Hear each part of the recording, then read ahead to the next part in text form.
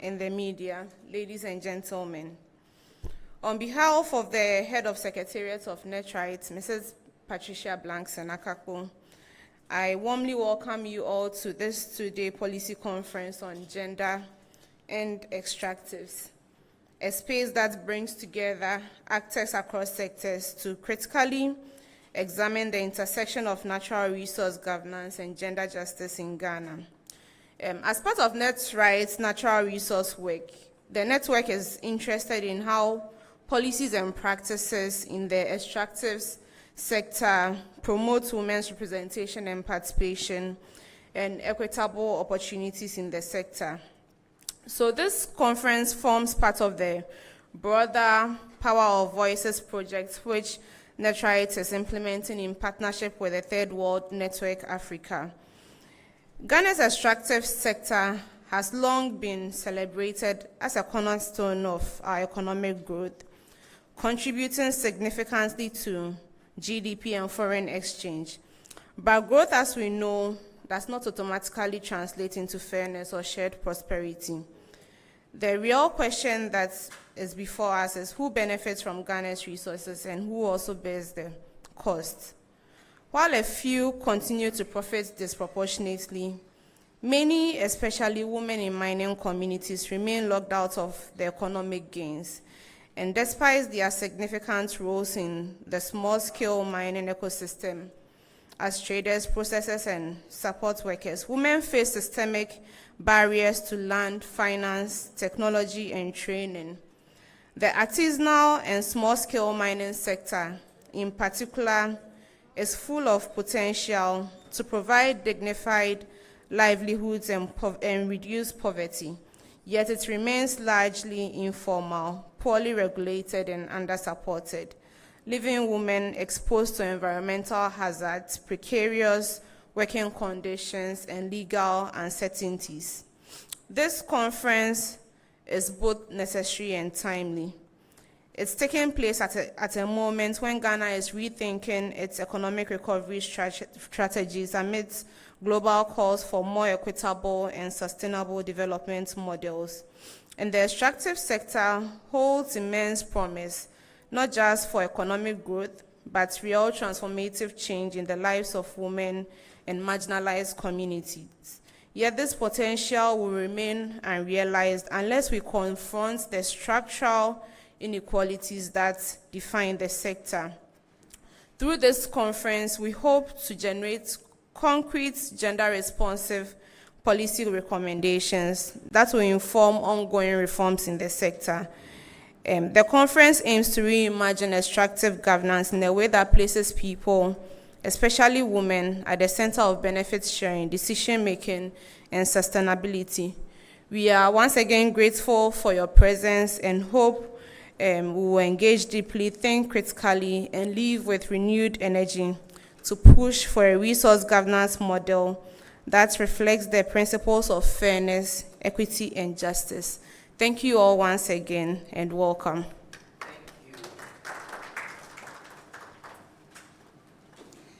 Thank you very much, Madam Cynthia. We'll move to the opening remarks. It will be done by Madam Pauline van der Palen. She's with the TWN Africa.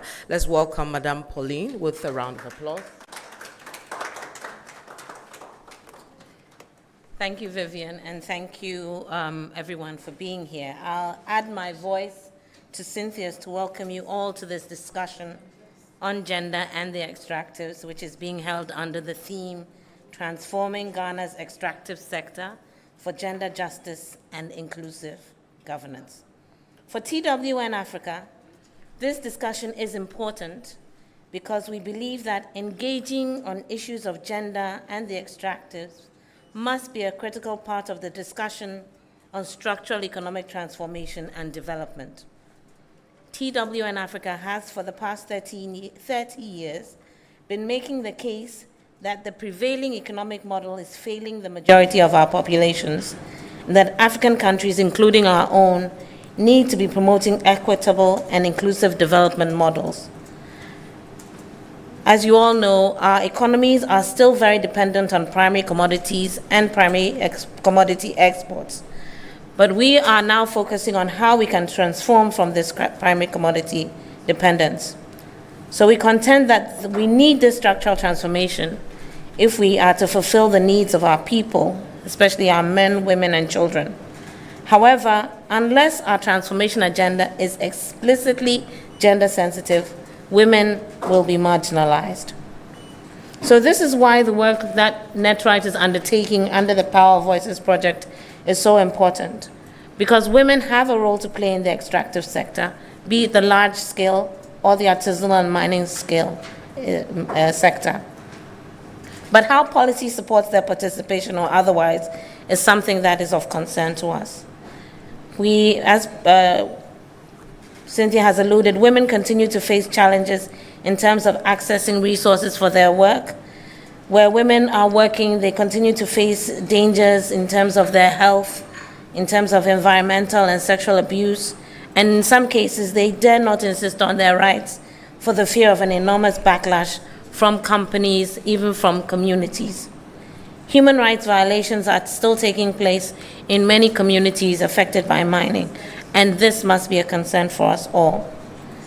So the PVP project, which we are doing this under, recognizes that as civil society organizations and women's rights and gender justice advocates, we need to engage in policy-making spaces around extractive sector issues. We need to have the opportunity for meaningful engagement in government and public structures, that we need to build our capacities, especially our knowledge around issues of the extractives, gain better access to information on gender in the extractives, and importantly, we need to build relationships with those on the front line, relationships with those in policy spaces. We need to have better engagement with our media to communicate the issues that we're talking about in gender and the extractives. So for the next day or two, we are looking forward to this discussion because we think that it's something that we need to be doing constantly to make sure that the issue is front and center and that we can make our extractive sector much more inclusive and supportive of women's engagement. I thank you, and I look forward to the discussion. We thank you to Madame Pauline van der Palen, and we also look forward to the discussions. I want to recognize the presence of our keynote speaker, Madam Reverend Dr. Joyce Ayi, if we can acknowledge her with a round of applause. And before we take her speech, which I'm so looking forward to, we want to know the people that we have in the room. So I'm going to get the microphone to go around the room so we introduce ourselves properly and so we know who we're speaking to or speaking with during this two-day conference starting from today. So if the technical team can kindly help me and bring the microphone to the first table to my right. The two speakers have spoken, but I will punish them by letting them introduce themselves again for those who are just coming in quickly, and then we'll go around. Yes, I do. Good morning. My name is Pauline. My name is Pauline van der Palen. I'm a program officer with Third World Network Africa. Okay, thank you. Good morning. My name is Cynthia Sunu, and I work with the Network for Women's Rights in Ghana, NETRIGHT. Thank you.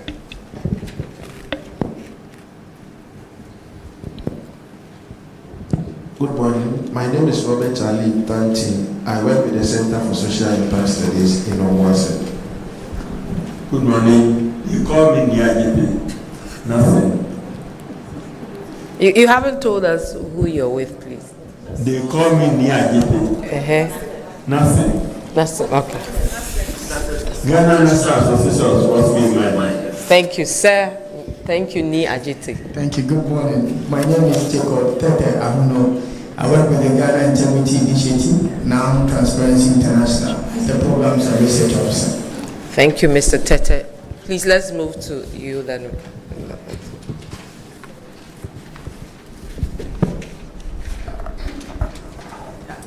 Hello, everybody. I'm Elizabeth Sante from ISA, University of Ghana. Good Good morning. My name is Dinah Mensah from the Daily Graphic.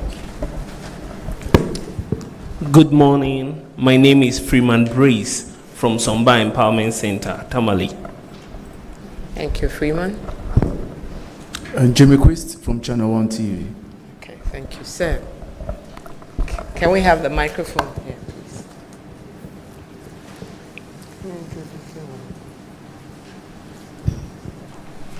Good morning, everybody. My name is Larissa Rakutrati from Ghana Integrity Initiative.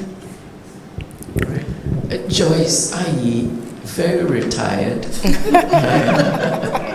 but part of Salt and Light Ministries. Thank you, Madam Joyce. I'm Princess Mensah from the Ghana Federation of Disability Organizations. I'm a person with disability. I have visual impairment. So in case I would like to connect with everyone here.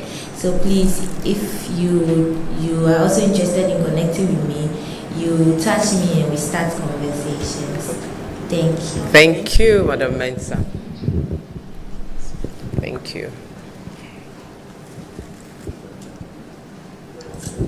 Good morning, I'm Lucy Ano, work for Tano Women Empowerment and Development Association, Tsunami. Thank you. My name is David Sefaeje. I work with the Natural Resource Governance Institute. Thank you, sir.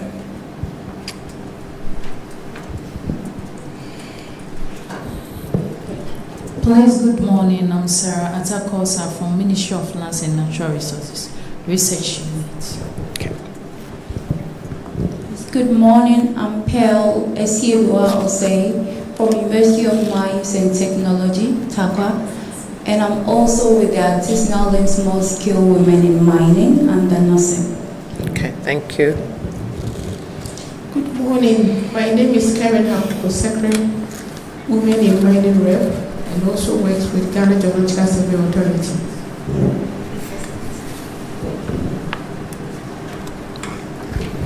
Good morning, I'm Edna Sawukoti with the Daily Graphic. Good morning, I'm Erifa Pratameko with the Ministry of Energy and Green Transition. Thank you. Good morning, I'm Anita Maku from the University of Ghana Business School. Good morning, I'm Daniel Saito with Channel 1 TV.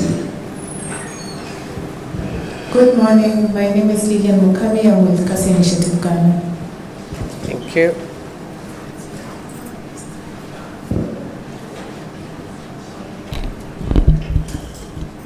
Good morning, everyone. Nadede Ayesen from the Center for Public Interest Law, CEPEL. Thank you. We're done. Okay. All right. Thank you so very much. We've seen the groups and the institutions, which gives us clear indication that we are all fit into what we are coming to discuss here. So welcome again, and thank you for introducing yourselves. I'm going to a key part of the program, which is the introduction of our keynote speaker, a lady I really, really admire, who really understands the issues for which we are here today. And of course, she's going to steer us in the right direction and open our minds to the issues and then the push for certain change in policy and narrative. So the madam that will be our keynote speaker, I'm taking her profile from the World Economic Forum, where they describe her as the first female chief executive of the Chamber of Mines, and also the founder and executive director of the Salt and Light Ministry, and also holding an honorary doctorate from the University of Mines and Technology, also a recipient of the Order of the Volta in recognition of her public service in 2006. She's also was also awarded the CIMG Marketing Woman of the Year in 2007. Of course, her interests are in the environment and social justice. Please help me to welcome our speaker, Reverend Dr. Joyce Ayi.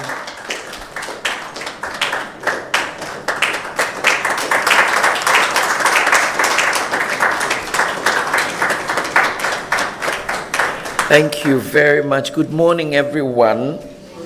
And a special welcome to the city of Accra for those from Sunyani and Tamale and where else?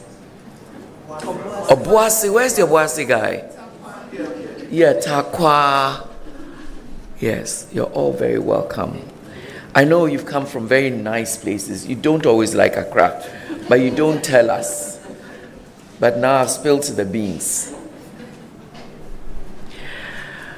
Distinguished colleagues, it's a real great honor to stand before you today at this crucial policy conference on gender and extractives convened by the Network for Women's Rights in Ghana, NETRIGHT, on a very important theme: gender, governance, and growth, rethinking extractives for equity. We are here not merely to exchange perspectives, but to advance bold, transformative thinking at the intersection of gender equity and the extractive industries. So let us begin by acknowledging a foundational truth. Ghana is awash with natural resources, preponderantly gold, but with bauxite, manganese, oil and gas, what the people at the this lady from Ghana, what's it called? Geological survey. The geological survey. They will tell you about clays and stones and salts and so on. This country is rich in natural resources. But these resources are not just economic assets. They form a central part of our national identity and aspirations for progress. However, a critical question we need to ask is this: is this wealth being harnessed in a way that benefits all Ghanaians equitably, especially women and other minorities? The sobering answer, based on both global research and local realities, is that gender inequality remains a persistent feature of resource-rich economies, especially ours. In fact, the extractive sector, despite its economic power, often worsens gender disparities rather than alleviating them. This is the paradox we are here to address. So how do we understand the gendered impact of extractives?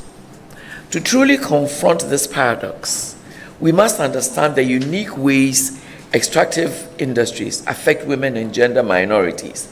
These impacts are not incidental, they are structural. Women, especially in rural and mining affected communities, are often, one, disproportionately affected by environmental degradation, which disrupts agricultural livelihood and water access. Two, vulnerable to gender-based violence, a risk heightened by the influx of male labor in mining areas. Three, excluded from compensation processes due to unrecognized traditional land rights or social status. Four, lacking access to financial and technical resources needed to participate in artisanal or small-scale mining. Five, underrepresented in formal employment and leadership in the extractive sector due to prevailing gender norms and limited access to education or training. We must move beyond viewing these as peripheral issues. They are central to the success of any sustainable extractives policy. And let's take a look at governance, the missing gender lens. As we all know, governance plays a crucial role in either reinforcing or mitigating inequalities. Ghana has taken important steps in extractive governance, including establishing strong legal frameworks such as 1, the Minerals Commission Act, 2, the Petroleum Commission Act, 3, the Minerals Development Fund Act. Yet, a critical question remains: how gender responsive are these frameworks? And in practice, research shows that many policies, while referencing gender equality, often lack specific measurable targets and robust enforcement mechanisms. For instance, the Petroleum Commission Act calls for at least 1 woman on its board. The Minerals Development Fund Act includes a woman on its board and a representative of women's groups on local management committees. These are good signs of progress and should be welcomed. However, they remain incremental and fall short of the systemic changes needed to transform gender dynamics at scale. More ought to be done to ensure truly inclusive and equitable outcomes. What are some of the pathways to equity? How do we rethink extractives? How do we build a just and inclusive future for Ghana's extractive sector? This policy conference provides an excellent platform for meaningful dialogue and action, and we must encourage more of such spaces for collaboration and innovation. It is through these conversations that we can collectively shape a more equitable future. With that in mind, here are 7 strategic pathways for rethinking extractives to promote equity. 1, ensure meaningful participation. As we all know, women and gender minorities must be actively and meaningfully involved in 1, policy formulation, 2, project design, 3, monitoring environmental and social impacts, 4, revenue management decisions. Accessible and inclusive platforms must be created to elevate their voices and ensure their concerns shape outcomes. 2, strengthen legal and policy frameworks. To advance gender equity meaningfully, Ghana's legal and policy instruments in the extractive sector must go beyond broad commitments. We must embed clear, actionable provisions that drive transformative actions. And these must include 1, setting smart targets, specific, measurable, achievable, relevant, and time-bound goals to ensure women's meaningful inclusion and leadership at all levels of decision-making and implementation. 2, mandating the collection and use of gender disaggregated data to enable effective monitoring, evaluation, and accountability for progress. 3rd, establishing robust enforcement mechanisms that compel compliance with gender equality provisions and ensure that stated commitments translate into real actions on the ground. 3, invest in women's empowerment. We need targeted investments in expanding access to STEM, technical, and vocational education and training to prepare women for roles across the value chain in mining, oil and gas, in salt, in the quarry industry, in the clay industry, in all the extractives. 2, improving access to capital and financial services for women entrepreneurs, particularly those in extractive adjacent industries such as logistics, catering, environmental services, and equipment supply. Let's face it, the extractive industry is extremely capital intensive. There's no doubt about that. And pesos won't cut the flag. We need real money. You know, numerals with several zeros. That's the way to go. 3, supporting women's cooperatives and small-scale mining initiatives with training, formalization, safety measures, and business development support. The 4th point is promoting gender-responsive public services. In communities affected by extractive projects, access to 1, gender-sensitive healthcare, 2, quality education, and 3, social protection programs must be guaranteed to enhance women's capacity for economic participation. 5, learn and collaborate. Let's draw from global best practices, such as those showcased at the UN Women's Share Fair, and promote South-South learning. Technical cooperation across African nations can accelerate the adoption of successful gender-responsive strategies. The AU has an extractive industry strategy. We need to know more about it and improve it as the years go by. 6, enhance transparency and accountability. Women must have access to clear, understandable information on contracts. 2, revenue flows. 3, environmental and social impact assessments. Transparent processes are essential for ensuring accountability and enabling community oversight.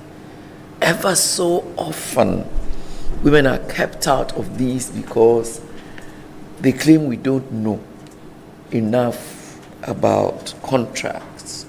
We don't know enough about revenue flows. We don't know enough about these things, and very little is done to deliberately and intentionally raise our understanding of these things. Interestingly, these same people recognize that we're very good at entrepreneurship and making real money. And they know that the markets are run by people who probably never been to school. But when it comes to certain industries, you know, it's the other way around. 7, address gender-based discrimination and promote equality. You know, we can't always cover up the realities. There is gender-based discrimination. There is. It exists at all levels. We can't pretend that because in Ghana we're doing a little better, that these things don't happen. We must confront this situation very intentionally, very boldly, with the understanding that the world is made up of men and women. And it is together that we get the best out of human resource and human development. There's no other way. Our governance system must not only prohibit discrimination, but also affirmatively promote equality in employment, contracting, land rights, community engagement, to mention a few. Before I sit down, let me state categorically that rethinking the extractive industries through a gender lens is not merely about fairness. It is an economic necessity. By challenging outdated norms, shifting power dynamics, and empowering women, we can unlock the full potential of the extractive sector for inclusive and sustainable development. As stakeholders, let us commit to do so, and so must we as government agencies, companies, civil societies, communities. We need to advance ambitious, specific, and verifiable gender-responsive policies. Women must not only benefit from the sector, but women must also play a central role in shaping the sector's future. The wealth beneath our feet can and must translate into a more equitable, prosperous, and just Ghana for all citizens, never mind the gender, never mind other issues that minorities have. I'm so glad we have a lady with visual impairment here. If she doesn't tell you, you will not know.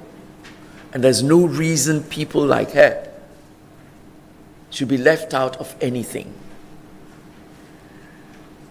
I pray that we will leave here not just thinking we've done a conference, but be determined to have the necessary painful follow-up. We need to know where to take the decisions we make here, how to consistently follow up and make sure they become policies.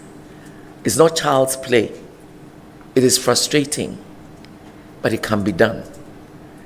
I wish you all the best.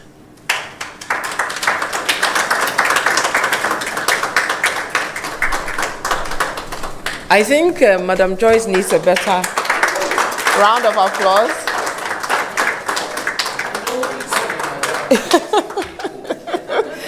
Apologies, I withdraw.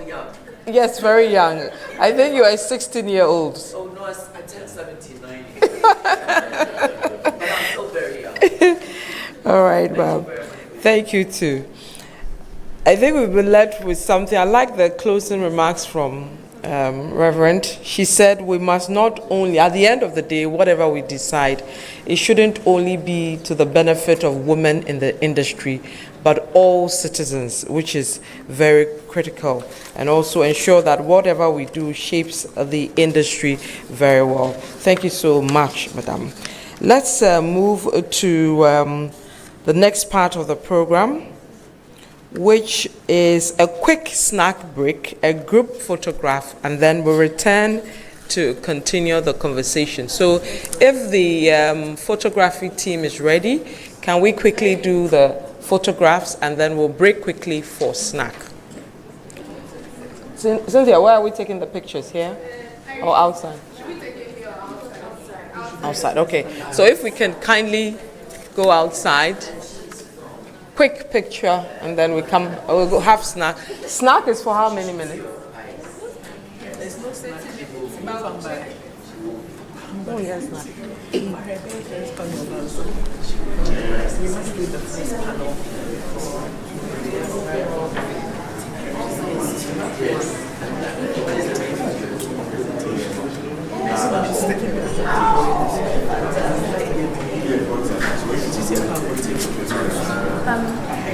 Because I think the switch the camera to that.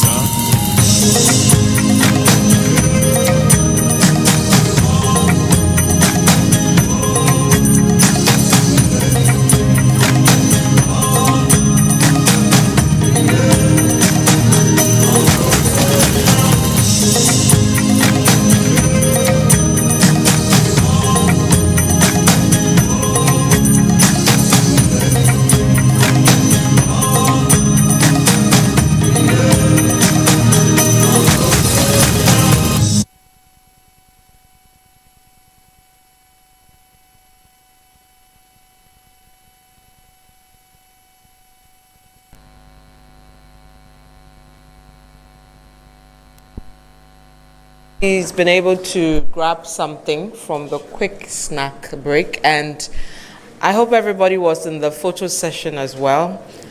Okay, thank you for your kindness and time in doing the two. We'll move to the next part of the program, where we would have a presentation on gender and extractives, the policy gaps and opportunities. There'll be an overview of the gender disparities in Ghana's extractive sector. The presentation will also look at reviewing the current policies and the legal frameworks on gender-responsive extractive governance. So please help me to welcome our presenter, Karen Hapuch Osekere.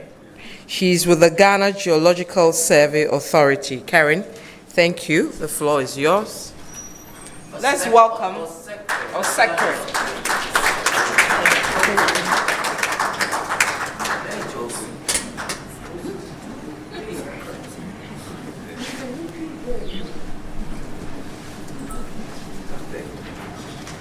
Thank you for the opportunity to be here to highlight the gaps in the sector's policies and also the opportunities in there for, thank you, for all of us. So I take this opportunity to stand on the established protocols to begin my presentation.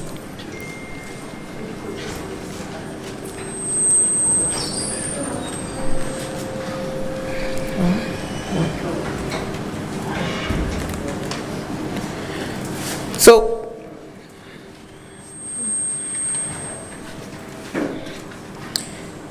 my presentation will basically focus on the current landscape. We'll also look at some key statistics in the sector. Then we'll consider the policy overview, and then also gaps, and then opportunities. We know that our economy, that is Ghana's economy, has been shaped by mining for a very long time, over 100 years. And we know also how much the mining sector attracts foreign direct investment. It's about more than half of foreign direct investment into the country comes into the extractive sector. But despite these wealth, we know that gender has issues in there. There are imbalances. And the imbalances did not start now. It started long ago. And we know that historically, the sector has been dominated by men. And women participation has been undervalued or even not acknowledged at all. And that is where we find ourselves now. So women in the extractive sector, women find themselves along the value chain of mining. So currently we have some who are professional engineers, geologists like myself, community liaisons, traders, environmental monitors, and so on. We know that majority of our colleagues also find themselves at the informal sector along the value chain, and many of them find themselves at the low paying level and often find themselves also in dangerous conditions. Now, the current landscape of gender in the extractive sector, women in mining communities often work in the ASM sector. Majority also engage in trade and then support services. However, these experience a whole lot of socio economic and environmental challenges. Even those of us who find ourselves in the formal sector, we are also challenged with cultural barriers and then other structural challenges, which we may see soon. So These are just few statistics that I would want to share with you. We have about less than 15% of former employees in Ghana's mining sector made up of women. And the question is, women, we make up about 51% of Ghana's population. So if we are talking about equity here, not equality, but equity, what is our share? Is 15% enough in the formal sector? No. Women in ASM are between 30 to 50%. 30 to 50%, less than their male counterparts. We know also that women face access to capital very challenging. Access to land is another area that we can talk of. We know the traditional barriers. In some localities, women cannot buy land or hold properties. So these challenges are still there. We know that there is improvement in that area, but there are a lot to be done when it comes to these challenges facing women in the Ghana's mining sector. So here are just some few statistics to help us to see women's participation in organizational hierarchy. So we are going to see percentage of women in senior management in some specific mining companies. And on the screen are the percentages that we see here.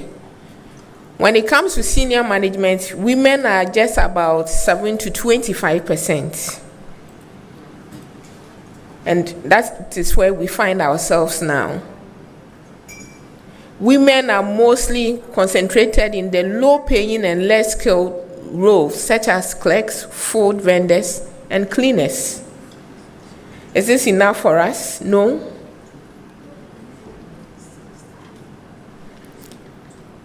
When we also talk of women in CEOs, like leadership role in the formal sector, we are yet to have one. Currently, there is none.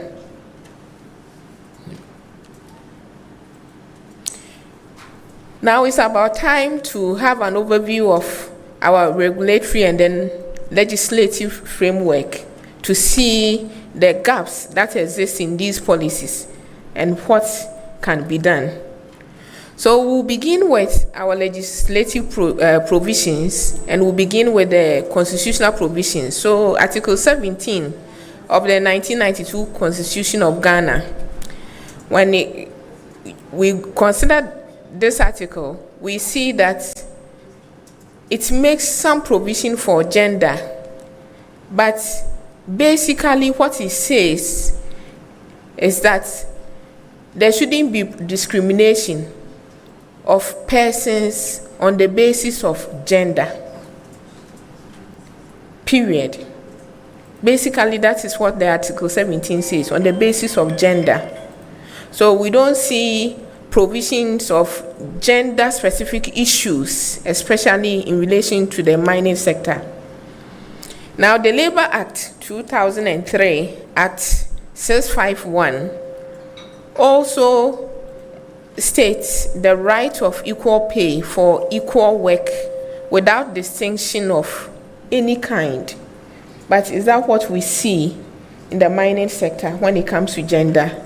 Not at all. We see disparities in pay, in salaries. That is the current condition now. Now, Act 723, the Domestic Violence Act 2007, also help us to see that all forms of violence are criminalized under this act. However, response to violations under this act, we know that most often is very slow. And in some cases, it's even difficult to find access to justice under this act. We also have the Interstate Succession Law of 1985, amended in 1991. It makes provision for uniform interstate law, and it's applicable for all. So once you find yourself to be a citizen, you should benefit from this. But most often we know that when women become widows, the issues are different. We also have the Criminal Code Amendment Act 1998, Act 554, and that act prohibits female circumcision and further makes enforcement more effective. We can also talk of the Human Trafficking Act 2006, Act 694. So all these provisions are there, but do we see gender-specific issues addressed in there? That's where the challenge is. And this platform provides the opportunity for all of us to perhaps begin considering what can be included in these provisions. I would like us to proceed further to look at especially the main gender provisions in Ghana's mining sector. So we know that in the 1992 Constitution, there is prohibition of gender discrimination, as I mentioned earlier on in Article 17. It also talks about protection of women, reproductive and maternal responsibility. So if that is the case, then we know that the industries along the mining chain should make provision for women's reproductive health and maternal responsibilities. We know some corporate institutions are really doing well, providing nurseries for breastfeeding mothers and women with children so that they can concentrate on their responsibility when they get to work. But are they all doing that? No. At the commission, we have the gender desk, and specifically their main function is for gender mainstreaming and then child labor issues in the sector. They also promote women's participation in employment and then procurement opportunities. But even there, we still see gaps, we see challenges. Women in mining, do we have desks there? Do we have quotas over here? We'll soon see the assessments done. We also have the 2015 Ghana Gender Policy. And the objective of this policy is to strengthen gender equality strategies and address challenges in gender mainstreaming, focusing on addressing gender stereotypes, discrimination, inequalities in decision making. However, what do we see? When it comes to decision making, do we find ourselves there? No. Only few women find themselves at the leadership level. So we see gaps in here. Then we have the 2014 Minerals and Mining Policy. We see there are about 20 principles found in these policies, in this policy. But the principle 17 talks about safeguarding women's human rights and promoting their active participation. Would like to see gender-specific issues, challenges mentioned here, especially in the extractive sector. And then we also have the local content law. And then in this regulation, there are also issues with gender inclusion. And we see most of our colleagues who are in the supply chain, the challenges that they face, which comparing them to their male counterparts. So in these provisions, we have seen a lot of gaps. These are the gaps identified from these provisions. However, in my next slide, that is this slide, we will see a gap assessment that was carried out by Women in Ghana in conjunction with Center for Development Africa. So among the policies that were mentioned, we have seen three main gaps: absence of gender quota in local content law. So the law doesn't say that when it comes to the local content law, perhaps 30 to 35%, there should be 30 to 35% participation of women. There isn't anything like that. And we want equity. We also see absence of extractive provisions in the 2015 gender policy. So in that policy, we see limited focus on mining sector. The policy doesn't include specific provisions for gender mainstreaming in mining sector.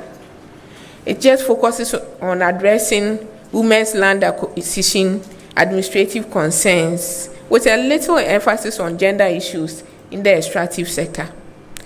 And there is the need for explicit strategies. We need to begin to increase sensitivity or sensitization on gender issues in the mining sector. That would help to also influence policies with regards to gender in the extractive sector. The third gap is inadequate gender provisions in the 2014 mining and mineral policy. And what are the gaps in this policy? We see that gender-specific issues are not mentioned in these policies. The policy is limited to focus on gender considerations, and it fails to address gender concerns comprehensively. However, there should be gender provisions in such policies, especially in the extractive sector, because women find themselves at the lower paying end or at the bottom of the chain, and we know the challenges that goes on with those who work in such areas. There is also the urgent need for stronger gender provisions, and that is why we find ourselves here. Amid the gaps, there are also opportunities that we can take advantage of. So as we have met here, let's make it our aim to review and then also revise the national mining policy to integrate gender perspective. We also need to engage in capacity building and leadership training for women. Yes, we want to be there, but do we have what it takes to be there? Do we have the necessary skills to be there? That is also the question that we need to address. And this calls for capacity building, training women to take up leadership role. We also need to institutionalize gender impact assessment.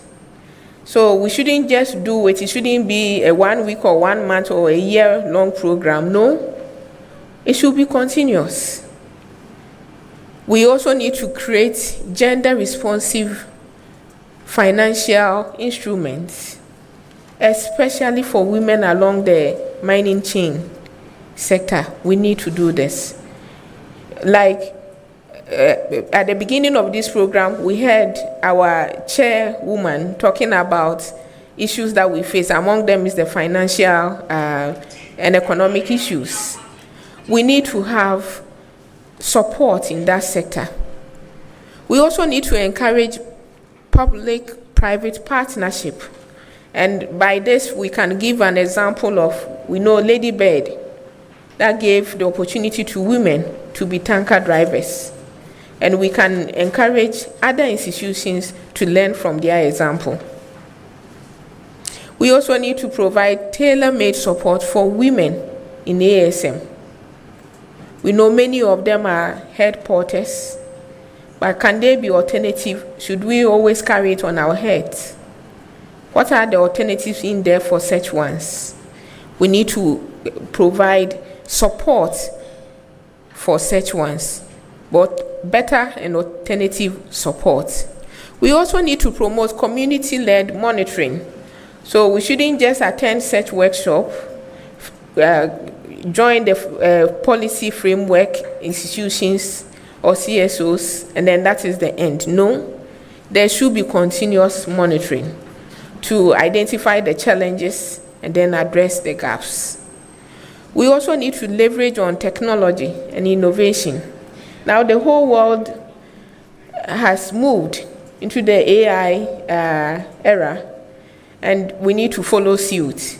We shouldn't just sit back and rely on our traditional way of doing things. Things have changed. We need to also create safe workplaces. And we know some of the former mining institutions are doing this for their female workers. But however, when it comes to the ASM, there are challenges there, and we need to highlight these challenges and then find solutions to them. Then we need to gather data.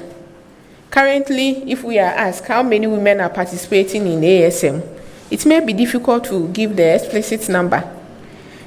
And we know why, because there are push factors for ASM, and there are also pull factors. So today you may find maybe thousands in there. Tomorrow things may change. But we need to gather data so that we can speak to gender-specific issues in the mining sector. Now, the role of all of us here, gender, women, in mining, we need to engage in advocacy and then mentorship programs. We spoke of leadership. We need to train others. Those of us who are fortunate to be up there, we need to train younger ones to come along with us. We also need national policy and engagement and international collaborations. So we need to learn from the good practices elsewhere and then implement them here. It shouldn't just lie on the shelves, but implementation is what will make the difference. We also need to support women in ASM through training, legal aid, and then access to equipment and financial support as well. Now it's time for action. So call to action. The question is whether women belong in the extractive industry or whether we are ready to reshape policies, institutions, and mindsets. So my hope is that this conference will not just be a talk show, but it will be backed by action. Together, we can bridge the policy gaps and turn the extractive sector into a beacon of inclusive and sustainable development. And we can all learn from the example of Newmont, Ghana, promoting inclusiveness. So these are a few references that we can refer to. Thank you very much for your attention.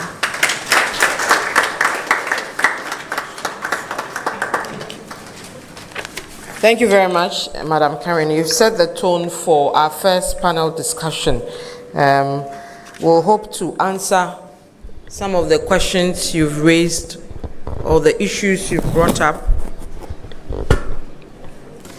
With regards to, for example, who is benefiting from the extractive sector, the gender-specific issues. Plenary before the panel discussion. Okay, great. People have questions. For her. Okay.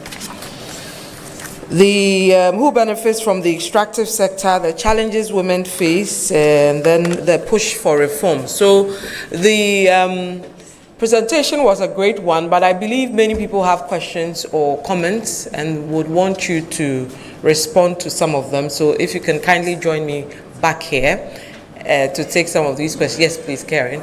And so we'll open the floor for about 10-15 minutes quickly to pick a few questions with regards to our first presentation or comments or additions, and then we'll move to the panel discussion. So if anybody has a question, a comment, an addition, yes. I see Mr. Ajete's hand up, Ni Ajete. So please, if we can have the microphone moved to his side to pick his question or comment, and then Karen will respond. Thank you very much.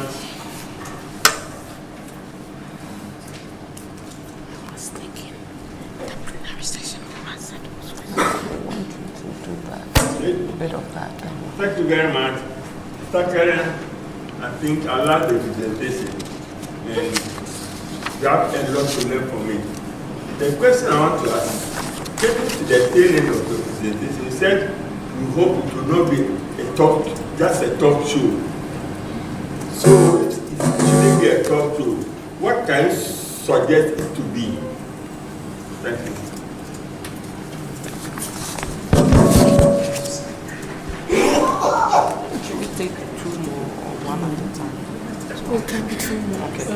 So let's take two more and then Karen will answer. Karen, you said that I'll get you a microphone. Please sit. So we can have. You want to?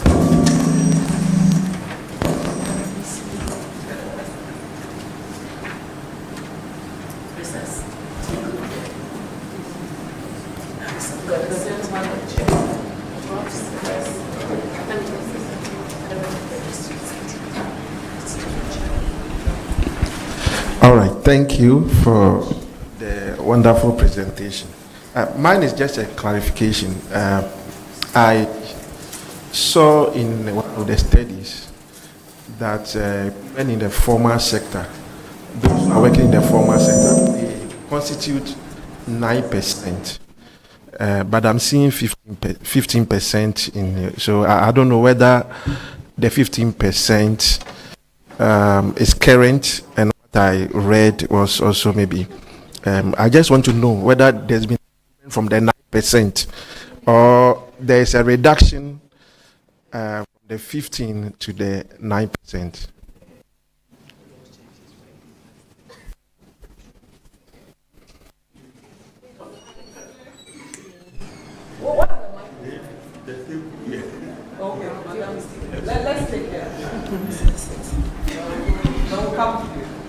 Yes, thank you. My name is Victoria Adubia Goreri. I'm a small-scale miner by profession. I have a question, and I don't know if we have a solution to it. Like my sister Karen said, this shouldn't be a one talk show, because we're going for these conferences, workshops, and all kinds of meetings, and talk and talk and talk, but I don't see any action being taken, because this is serious. Like your presentation says, when you come to the ASM sector, women are at the lowest point. Maybe if I, for instance, may have a concession, those women who have concession are not many. But you see a lot of women, like your research says, there's about 30 to 50% women in ASM. But where are these women at?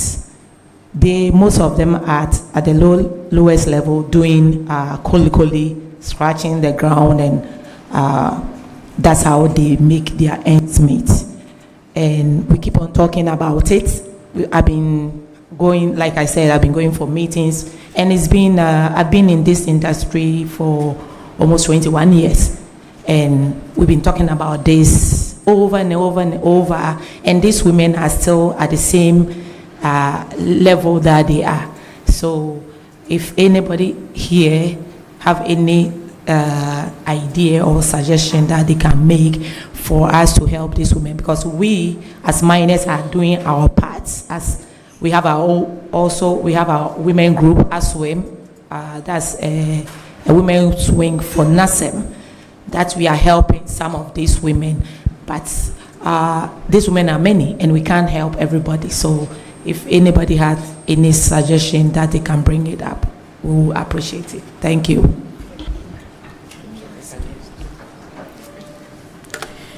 Thank you very much for your insightful questions. So I will begin with Mr. Mensah. And Mr. Mensah and Madam Victoria's questions are almost the same. Good. So I will begin. First of all, let me begin with my brother about the percentage of women participation in the formal sector. Actually, the numbers have improved. So we have moved from 9 to 15, but not in all the areas within the sector. So you saw the participation of women in some of the formal mining companies, yes, between 7 to 25%. But on a national scale, we have moved on. We are between 12 to 15% thereabout. Where I work, I can testify that women inclusion have really improved, unlike in the past. And currently, we have women who are at the leadership level. With regards to this, how do you call it, a conference not being a talk show, I will say that, Madam Victoria, like you mentioned, we have women operators within us. We spoke of mentorship, and we said it should be a continuous process. It should not just end today. So I'm happy to hear you say that you have a women group, ASWIM, that you are using that as a tool for advocacy. But we can also lead by example. So on our site, can we identify women among the Kolikoli, those who are at the Kolikoli level? Can we see those who have leadership skills that we can mentor? Can we perhaps say that we would sponsor 2 or 3 female students at the university level and give them the opportunity to come and do internship on our site?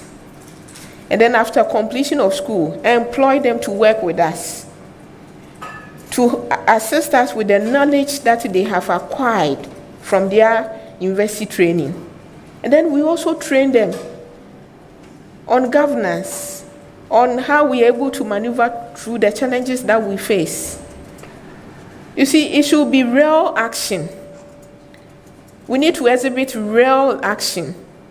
We should not just end at talking or advocacy. It's not enough.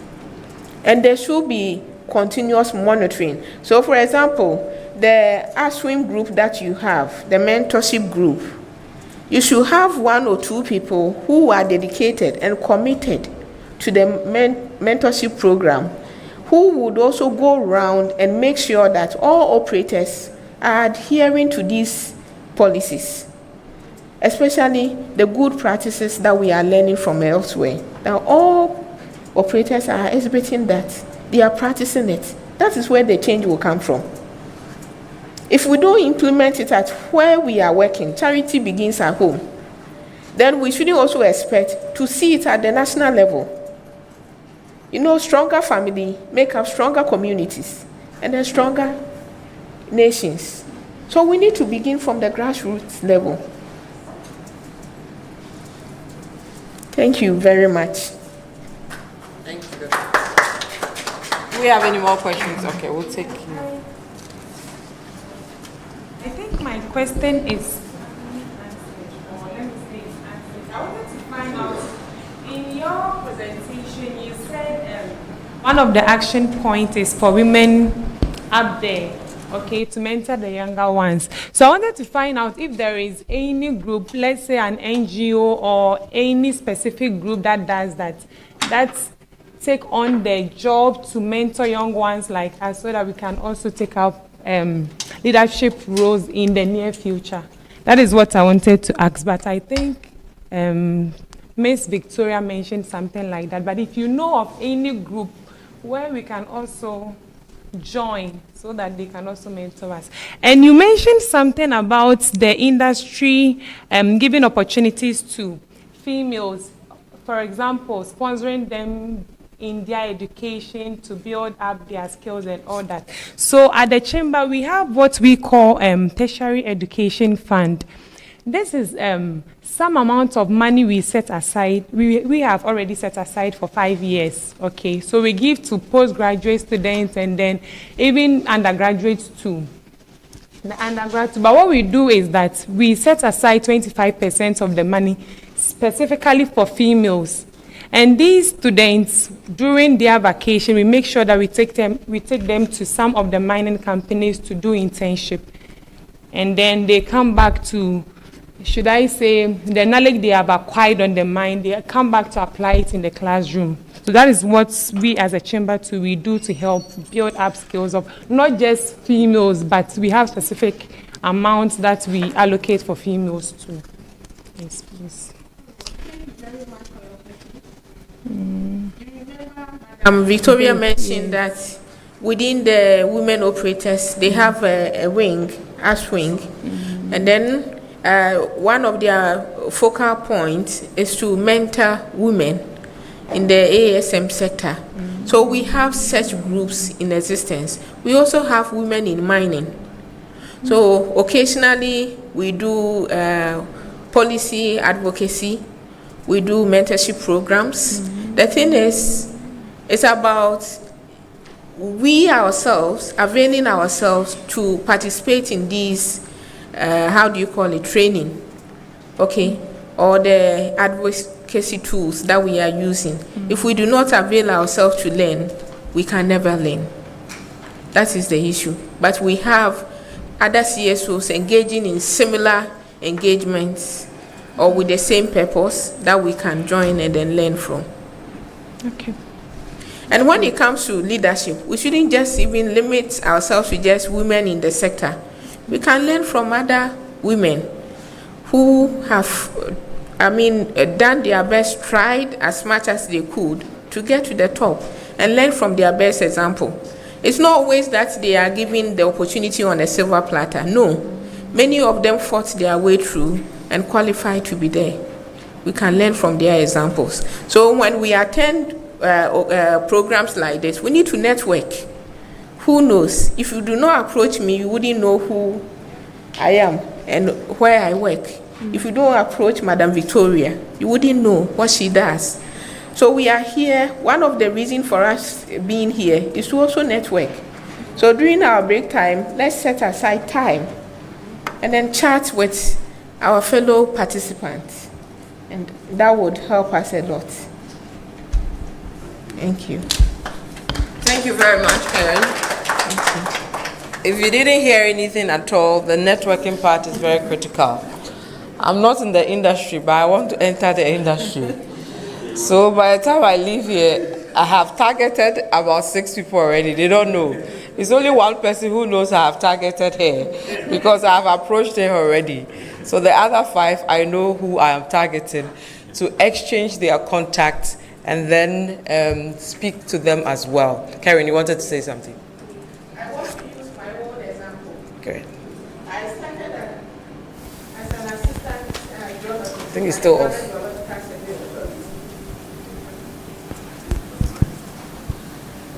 At the Ghana Geological Survey Authority. You know, as an assistant officer and then coming from private sector, sometimes you see working with the government very frustrating. But I also saw the opportunities in there. I realized from mid-afternoon going, I was free. So I took the opportunity to train myself. I went to the Ghana Stock Exchange to do their course in investment. Yeah. And I chatted. I sat all my exams at a go when I was even pregnant. And I had a white certificate. That's the implication, meaning you pass all your exams at a go. Within the whole year, of all those who sat the exams, they were about 600 and something. But only 15 had white paper. Wow. And I was one of them. Moving on, I remember it was 2012, 2013, thereabout. I was on the field, and I realized that I was losing my strength in climbing the hills. You know, we're doing exploration work in the bush. We're there for about 4 to 6 months. So upon return home, I followed up with medical checkups. Then I realized that, I was developing some medical challenges. But that didn't weigh me down. I asked myself, what could I be? What could I do? And I realized climbing the ladder, the technical skills is very important. I have acquired that already, but I needed managerial skills and leadership skills. So I enrolled myself in an MBA program. My institution didn't pay. I was told that if you do MBA and you do not work in the bank, then you are useless. I paid for it myself, completed the course. And when I completed, I realized that at Geological Survey, we needed an office to generate revenue. So I made a proposal to the then management that we needed to establish business development units. It wasn't easy getting a space. I fought my way through because generation wasn't part of our activities. We used to be a research institution, but the landscape in Ghana had changed. Okay, all institutions were mandated to generate revenue, to take care of their activities. So I needed to do something. And thankfully, I spoke and spoke and spoke. And that's why we are talking about advocacy here. Finally, there was a response. Okay, fine, you can take a room down there. That alone was enough for me. I didn't complain, oh, visitors will come, why a room like this? No. I didn't even have any printer. I was told there was a sport printer somewhere. I said, oh, bring it to me. I will give it to one of my staff at home to repair it for me. And it started working. I've been using it till date. And then, so whilst at the DBU, I realized that we also needed a project management skill to manage our projects. So I enrolled myself in school again to learn project management with my own money, my own finances. But I want to tell you today that that has helped me in my personal life. Now I can say I will leave the government sector and I'll be fine, financially independent. So we need to improve ourselves. From then on, I also realized occasionally clients will come and request for engineering services. And I used to work with an in-law in the building industry. My background is geological engineering. And I've been doing geotechnical investigations for some time now. So there was a national assignment, and then the letter was forwarded to our institution. I was told, no, we don't have the expertise. I said, no, we can do it. Oh, then how can you get the money? So I wrote the financial proposal, submitted it to the administrator at Jubilee House back then, and then the money was given to me. I executed the assignment. And then I realized, oh, then there is a gap in here, engineering geology. So I went back to Legon during the COVID, 2020-2021, to read MSc in engineering geology. And currently, as we are speaking, I'm the deputy director for geotechnical and engineering geology at the survey. The first female to be a deputy director there. So you see, when it comes to training, education, it's a two-way affair. It depends on yourself and also your institution. If your institution doesn't assist you in training yourself, take the opportunity to train yourself. You are not training yourself for your institution. You are training yourself for your future. That is what I want to share with you. Thank you. Very inspiring story. Thank you so much, Karen. So for all the women in here, there's no excuse. And of course to the men, sorry. So let's move to the second part of the program, which is our first panel discussion. Cynthia. Okay, so let me introduce the panel quickly, then we'll start the discussion. The first is Pearl Amma Asedua. She's with UMAT. Pearl Amma Asedua Osei. Let's welcome her nicely. Thank you, Pearl, for joining us. Our second panel member is Bashiratu Kamal with GAWO. Okay, so she's joining us via online. Can she hear us?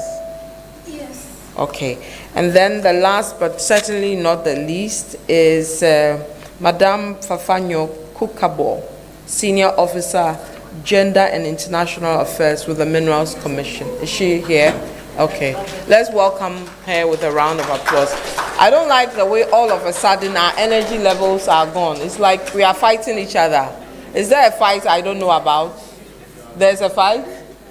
Mr. Ajete, is there a fight? Okay, so let's welcome them properly with a round of applause. They replaced the person with this person. Minerals Commission. No. Robert. So I still have. Okay. Yeah, he's here. And then we also have Robert Tanti Ali from the Center for Social Impact Studies. So thank you very much, panel. 3 live here with us, and then I think I'll stand because of the microphone issues, if that's okay. So I will be moderating this session. Can we have another? You want me to sit, but we need 3 more.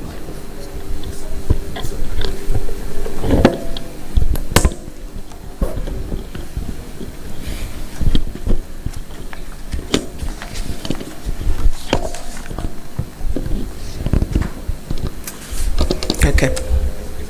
Thank you. If we can get another microphone. So I'll start with Amma. This thing is giving us feedback. On the previous speakers have spoken about the need for us to improve our policies, our legal framework to include the women. Before you go to what we should do, I want to find out the current state of our policies and frameworks legally in terms of whether there's any gender inclusiveness towards women in those policies, so the current state of our policies and laws. Yes, thank you. Good afternoon. And I also thank everybody for this opportunity. And I also thank you for asking me this question. I think most of these things have been addressed by our presenter, who highlighted on some of these policies that exist, such as the mining laws, the Mining and Minerals Act, and then we have the others that she also highlighted in. So specifically, yes, there is inclusiveness. However, the challenge that comes with it. Hello? Yes. Yes. So the challenge that comes with it is that, are they really explicit? Are they mandated, those institutions that are responsible for ensuring the execution of these policies? Are they really monitoring them to make sure that truly they're executing those activities? Yes, they are there. They are all there, as she said. Okay. They exist. But however, the challenge here is the execution. So implementation, execution, and implementation. So let me come to Fafanyo then, because Minerals Commission, that's within your purview. Are we implementing them well? Because if we are, I'm not sure we'll be having this conversation.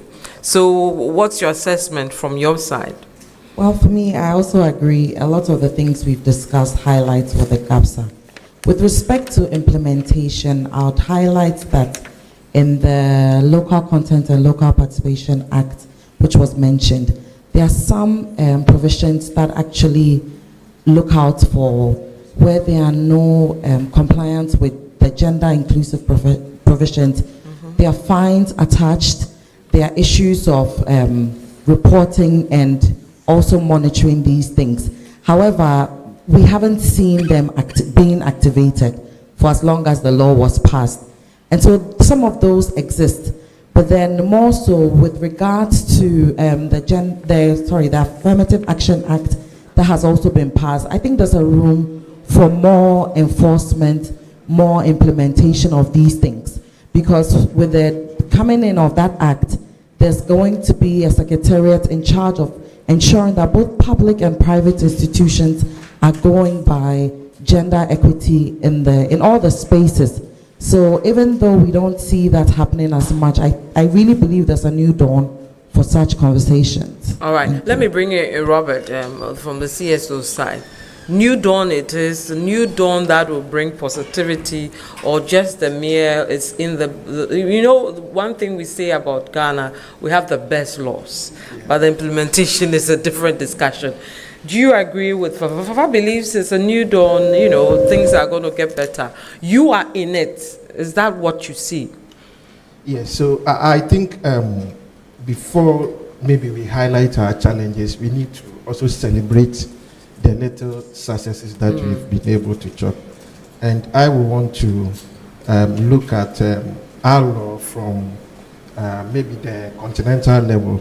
If you take the African Mining Vision, for instance, the African Mining Vision has a provision on small-scale mining, and it's stated in addressing small-scale mining and trying to harness the potential of the extractive sector. women should be empowered.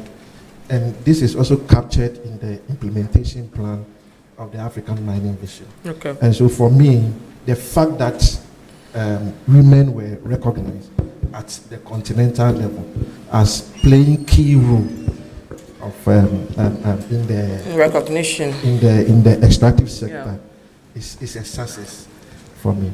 And then another key document that I think has also empowered women over the years is the ECOWAS principle for the ECOWAS guideline for the harmonization of all principles in the extractive sector, which we call the ECOWAS protocol.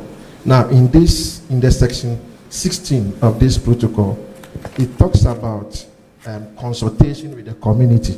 So here, the guideline didn't mention women, but women were seen as a cross-cutting. Gender issues were seen as cross-cutting issues. And so the communities, by the ECOWAS protocol, communities are empowered to engage.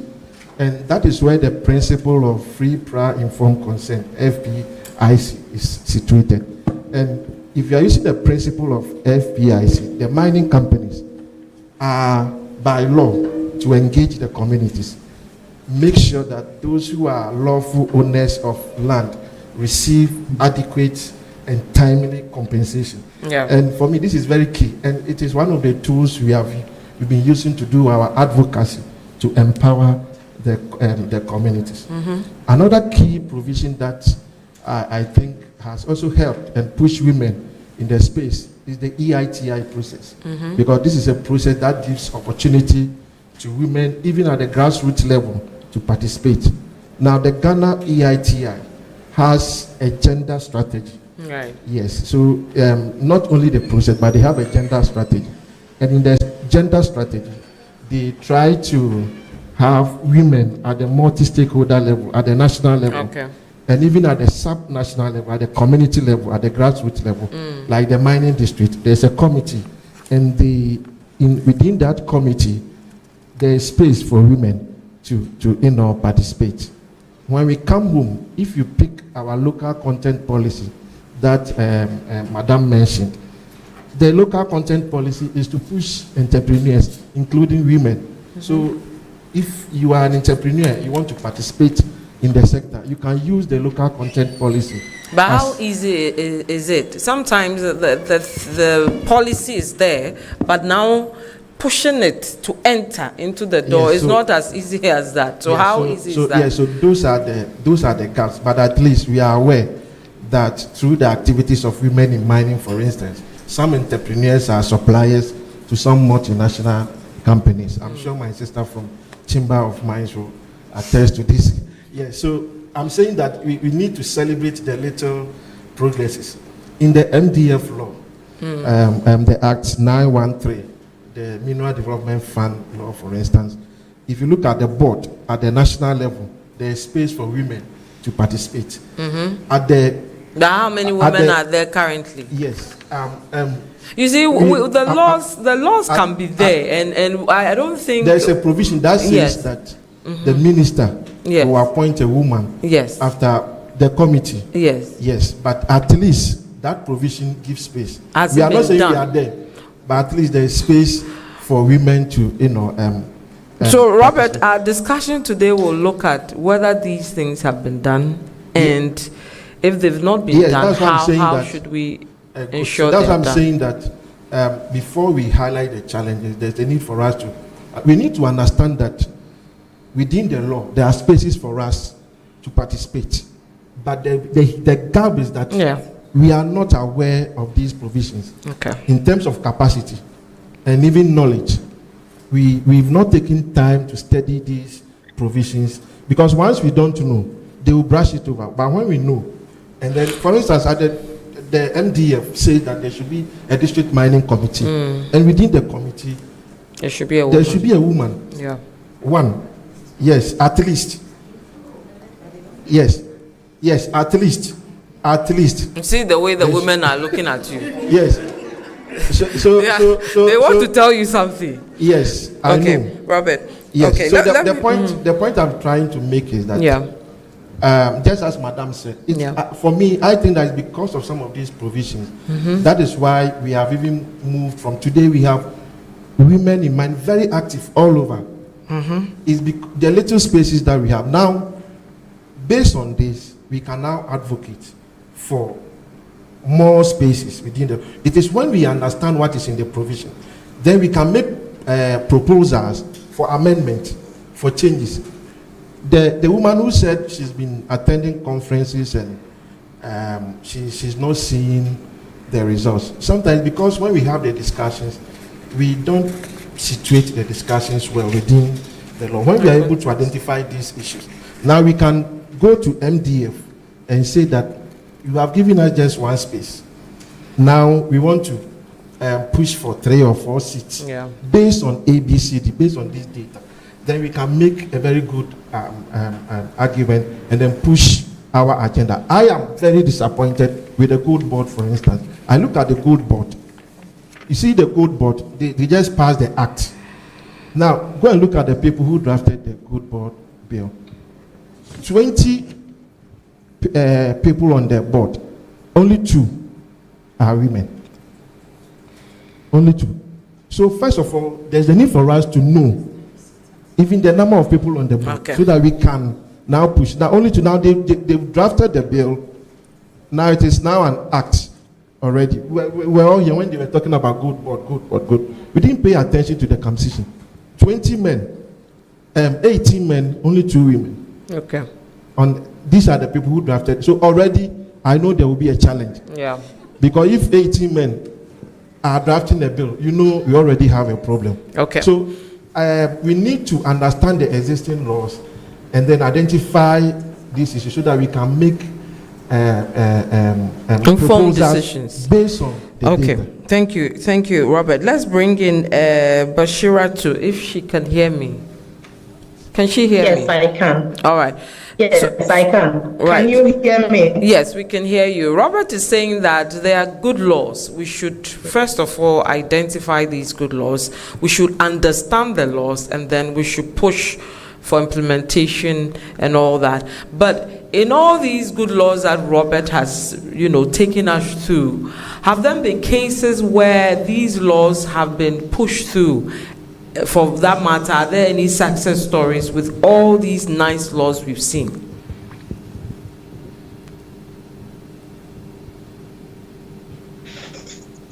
Can she hear me? Well, to start with, let me say that I don't know what the definition of Robert's good laws are. I can hear you. Yes, ma'am. Please continue. Can you hear me? Yes, I can hear you. We can hear you. Yes. Please go ahead. We can hear you. Oh, okay. So I was saying that I don't know what Robert's definition of good laws are, because there should definitely be some form of indicators that shows us that the law is good and is inclusive and also responds to the diversified need of all groups, especially vulnerable groups. And like Robert said, even after having the law in place, there are certain elements that we are interested in looking at. For instance, from the perspective of NETRIGHT as an organization, where I also belong as a member. 1, we look at issues around language. What type of language were used in the drafting process of the law? The law is there. What sort of language? Is it an inclusive language? So is it a law that the language speaks to every single individual or speaks to specific groups of people? The framing of the law itself is something that we also take critical look at. How is the law framed? Is it framed to benefit just a few, or framed to benefit every single individual that is supposed to benefit from it? So for instance, there are exceptions. If you ask Papa, she will ask you, there is a meaning to how far a person can go when you use shall and may. So if you are using may or shall, when you are talking about women, it is different. When you are using words like encouraging, it is different. Yeah. So you may not be able to hold people accountable, even though it is written in black and white. And from us, we don't also believe so much in tokenness, because it may not give us the results that match the framing. We also look at the implementation. How is the implementation done? So even if at the drafting stage there were issues, can we use the implementation as a means to rectify some of the challenges that we may encounter in the process? It's also something that is key. The other one, we look at budgeting. How is budgeting done? Even when laws are there, when implementation is going to be done. So we consistently will talk about gender budgeting, which is a process that also looks specifically at women's issues and things that will promote women's ability to participate. So we take into consideration women's reproductive and biological roles, and whether the budget responds to that to be able to provide opportunities for them to participate equally. And then we look at access to justice and support services. You may have a law, but redress may not be possible. So if I decide to take someone to court based on the same law that has been there, and everybody will say that the law is there for all of you, but access to justice may not be the same for all of us, even though the law is for us. You get it? Because in access to justice, you look at diverse issues, affordability, accessibility, resources, whether you have the available resources, whether you have time enough to be following up, whether legal aid will help you, and all of those things are very necessary. Then you are also thinking around issues of monitoring and evaluation, as mentioned by Papa as well. So for instance, when you have one woman on a board, what is the status of that woman on the board? Is it just a cosmetic representation? Or is representation that is going to translate into active participation and involvement for the betterment of the group that the person purports to represent? Sometimes we will say that, oh, we have a woman there, but you look at whether the woman will be able to represent the group that whatever they are discussing is meant for is another story altogether. So the status of whoever is representing on whether boards or committees or the drafting process of laws is very critical. In Ghana, we are a multicultural country, so we speak several languages. So we cannot even use language as a barrier to bring attention on committees and on boards and the drafting processes of law. Because when they come, there should definitely be an opportunity for someone to translate whatever they are saying in plain language for the others who may not be able to understand what they are saying. Okay. So as much as we'd say that, well, there might have been some improvement because, the major improvement we would say is that in some time past, women were not allowed in the mining sector. Now, it is no longer the case. In time past, women were not engaging in any underground mine activities. Now, it is not the same. But there still exists a host of issues that we really need to address if we want to talk about women in mining and promoting visibility. Okay. So basically, yes, we may have the laws, but the language and the framing and other components of the law do not adequately support women's active participation in the sector. Okay, so I'll latch on from where you spoke about the host of issues. You've mentioned quite a few of them. I will let Fafa and Amma also give us some more, and then, of course, Robert, you. And then we'll look at all these issues and see how we can address them. So any of you can start with the issues. I think added to everything that has been discussed would be that of the overlapping vulnerabilities amongst women. Sometimes we just assume that we are women, and so it's the same dynamics that is present amongst all of us. However, we see that the rural woman is not necessarily faced with the same dynamics as the woman in the urban area. A single mother is not faced with the same dynamics as a married woman with the support of her husband. So I feel like that's also another component of it. And then the cultural barriers that exist remain unaddressed. I mean, we've spoken so much, we've done so well, the world has evolved so much, but there are certain things that seem to still be the norm when it comes to women and girls. The issue of stereotyping is still very much present. And these things go outside even the working environments. These things are found in homes, they're found in schools. The issues of violence against women and things like that. Just yesterday, my niece was at the playground. A playground open to everybody. However, she found herself in a corner crying because a boy was bullying her at the playground.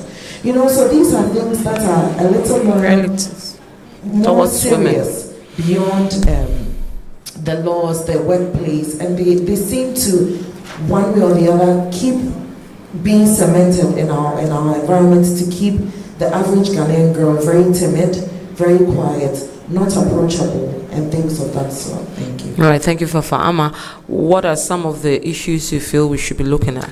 Yes. When we look at, I will pick it from the perspective of the small-scale mining sector, where we have women. If you have to compare the small scale to the large scale, you know that if you go to the large scale, such as our Newmont, Goldfields, Anglo Gold, the PPEs are always provided. Yeah. So they are well protected. If you talk about their health and safety concern, they have no such problem. Right. Even though there are other challenges that they might also go through, such as the sexual harassment, but some of these large-scale mining companies, through these mining and mineral policies, have also been able to establish some of these policies within them. However, going to the small-scale mining sector, you don't really see those things there.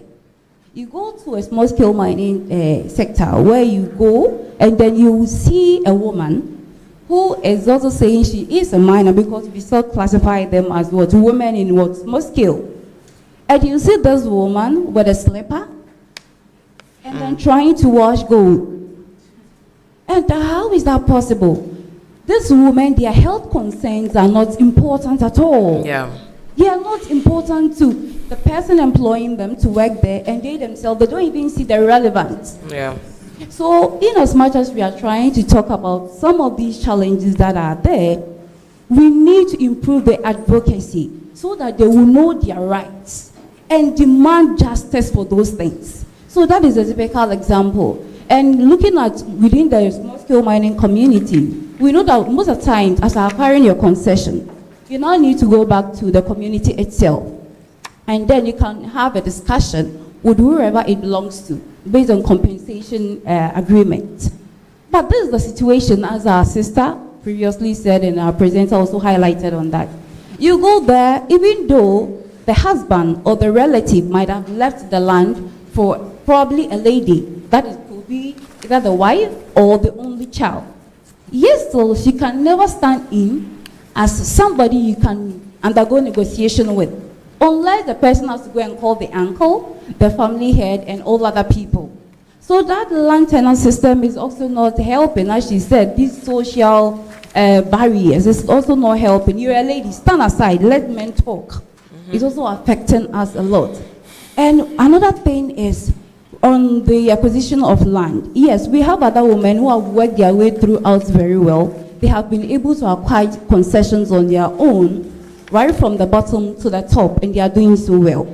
However, this is the situation where you're on the side and you have other men trying to bully these women. Yeah. And it's also another big headache. So what does the law say? Where are they supposed to channel these problems to? Who is the right person to help them address it? Because I went for one program and I witnessed a lady giving out her experience on what she went through. And she has her own concessions, all right. Yeah. She's working there. Yeah. But the men, you know, most men also have concessions around her. So they were trying to bully this woman, took portion of it, did whatever they want to do. Now, she saw that there is a need to call for help, so that people can speak on her behalf. Yeah. And the people she needed to resort to, according to the within the small scale mining sector, at least you can go to the tax force and other people who are there to provide immediate help. You call them and these people are not coming.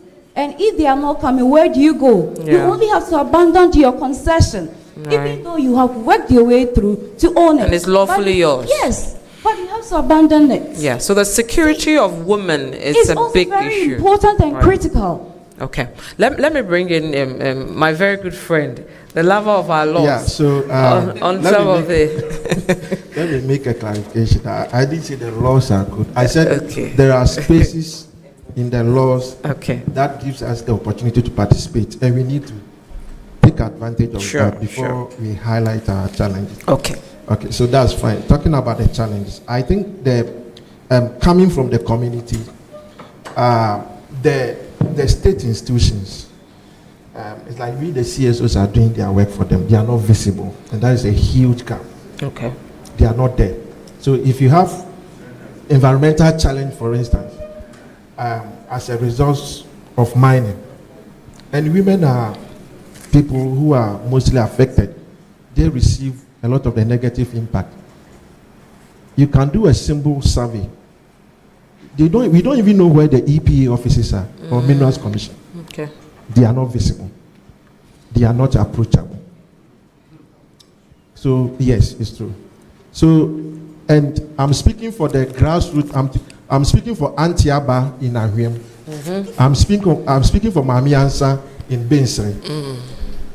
The second point is that I think this conversation, maybe we are not seeing results because we don't involve the relevant people. People who are supposed to benefit. I heard some women do koli at the mining site. When was the last time we invited these women to sit in the meeting, to have a discussion, to understand them? Because I always see we do the advocacy on their behalf. It is time we build their capacity to lead their own advocacy. So we need to bring them to the room. How do we also carry this discussion? How do we cascade this sort of discussion to the grassroots in the language they understand? Because it is when they understand these issues that they can be empowered.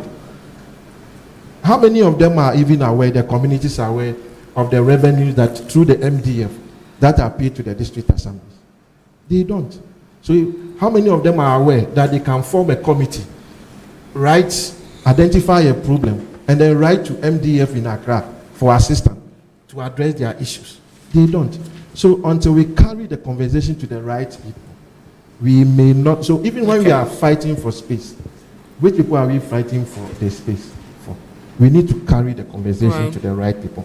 And then we want to see our state institutions. They have to be more visible. You go to a district and the EPA and Minerals Commission offices were donated by a mining company. And they sit very close to the mining company. Conflict of interest. And then when you mention an issue, they say they don't even know them. About 3 weeks ago, we've been working through the PVP project. We've been working in a community called Ahwem in Obuasi. And this community, excuse me, I don't think any of us will want to spend even an hour there. Then, we've been doing this for over 5 years. Just about 3 weeks ago, GII at your program, the minerals, the Shraj officer for Obuasi area tells me he doesn't know the community. After 5 years. This is a community that has been abused by the operations of Anglo Gold Ashanti. So I had to practically grab him into our vehicle and take him to the community. So when I talk about visibility, what prevents EPA and a Minerals Commission, for instance, from visiting these communities and telling them this is our mandate? And so if you see A, B, C, D, report to us. And how do we even design a reporting system that will fit? Because you were talking about intersectionality. Women, the poor woman, the rich woman. How does your operation make sure that the woman who has never been to school channel or write to you and complain to the commission? For me, these are the critical issues we need to address. Okay, so we've listed, I have about 10 challenges you've spoken about among yourselves, and I believe part of this discussion is to find solutions, and then of course we go and implement them when we leave here. So let's look at how we can address some of these challenges we've spoken about: security, visibility, regulation, and all that. I'll go around the table. I'll start with you, Amma. You raised about 3 issues. One to do with security, one to do with the absence of PPEs for these. I was watching a video that came to my attention, I believe 2 months ago. A woman as old as my mother, She was in some concession in some village in the Ashanti region, very far from the city proper. And she had her barefoot in the mine with her bare hands, washing the gold, using her hands to dig. And when I saw the video, I cried. It was so sad. And she just lost her job, and that was a job that she could get easily. Everybody was there. And in that same video, there were young men, some were in boots, some were also barefooted like her. But this is what she has to do to survive. But who is going to save her to make sure she's protected to be able to do this job? So these are the realities of what we are seeing with our women in these areas. So tell us the reforms or what we should do to correct the wrongs we are doing as a society. Yes. So now that we have the mining and minerals laws, and still talking from the point of the small-scale mining sector where it is dominated by those women, as you saw, then why don't they make it explicit that everybody who now, if you think you are capable of getting a concession to work with, it should be well stipulated that you should provide PPEs. They should be mandated. They should be taxed to do that. It should be passed. They should even include a form for which you have to sign, so that when they come to site during inspection and they see that people are not with it, whatever action that needs to be taken must be taken. Because this is life we are considering here. It's not just about the money you get the money, but what happens to somebody's life. So they should institute some of these policies to make sure that if you have people on site, if you think you are capable, then you should provide such system. And there should also be periodic safety training for the women as well. Okay. See, so these things are very, very important. Security, how should we tackle security? Because, you know, I admire when the women are in the male-dominated fields. I admire Victoria so much. She is in the business proper. And I always wonder how they are able to weave their way with men, you know, all over. You know, you have a concession, some group of men come there, come and forcibly take it from you. And usually you see these women, the strong ones, with security guards all over the place, you know, because you see that they need to protect themselves. But how can we, you know, protect the woman in terms of security? Yes, it's also very crucial.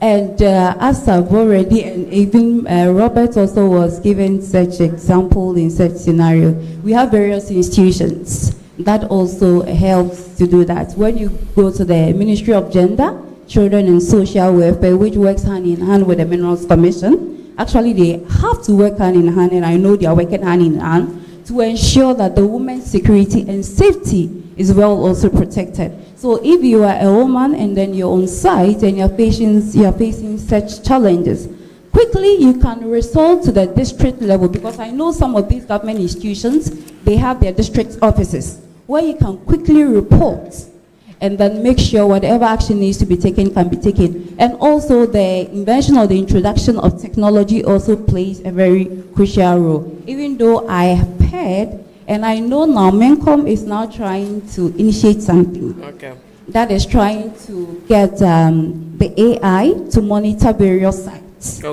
for various activities. So that one will play a very, very crucial role in helping to address some of the challenges that these women do face. Because if you are at site and you see a man coming there, usually what the AI project, what is going to do is they can connect it to your site. It projects whatever is happening through the drone projection. And within the MENCOM itself, they have a room where they see every operation. And if such an operation is taking place, with the inclusion of this AI technology, there should also be an app for it. So basically it's about technology. So if a lady feels there is a problem, she just quickly go to the app, they teach them how to use it and report. And within the office, MENCOM is now able to monitor whatever is happening there, and quickly an immediate action can also be taken. So we are all hoping and praying that finally MENCOM is able to execute that, and that is going to do a lot of work. They don't even need to travel far to make sure certain things are done. So we are just waiting and hoping for that day that Mencom will finally launch that project. Okay. Which is going to do a lot of good. Okay, let me bring in Fafa. How will solve some of the problems you have also spoken about earlier? Right, okay, so I think I spoke on the cultural barriers. Yes. And the existence of vulnerability. Stereotyping, the rural-urban woman imbalance and all that. Yes, but I think that ultimately is the issue of voice and agency. Again, empowering these women to have a voice.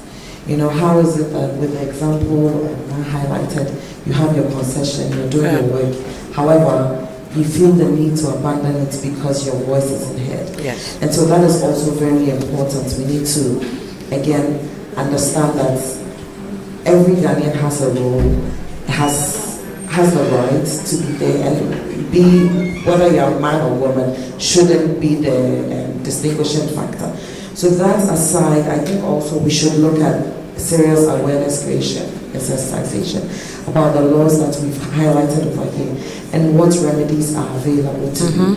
Again, there should be that interconnectivity of all the agencies working together, particularly with the CSOs and NGOs, because they are always on the ground, you know, and that's, I'm sad to hear you say that some of our officers are not approachable, but I think that is something we need to work on. The village, so let's test it. The village you mentioned.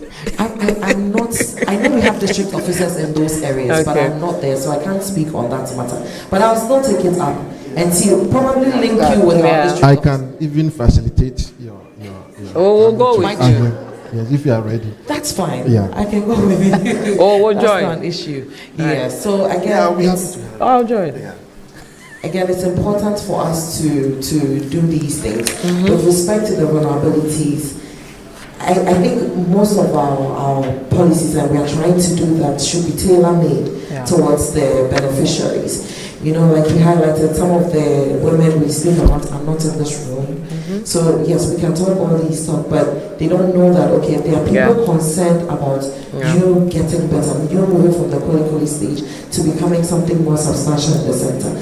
So as much as possible, I think that we need to also get them on board, encourage them. We have started some economic empowerment programs for women in the mining communities, just to get them to either do mining properly or do something else that they are interested in. Again, one of the major things we all haven't spoken about is the finances and the limited access to it thereof. We all know that it continues to be a challenge, not only for government, but then I know that is an issue across board.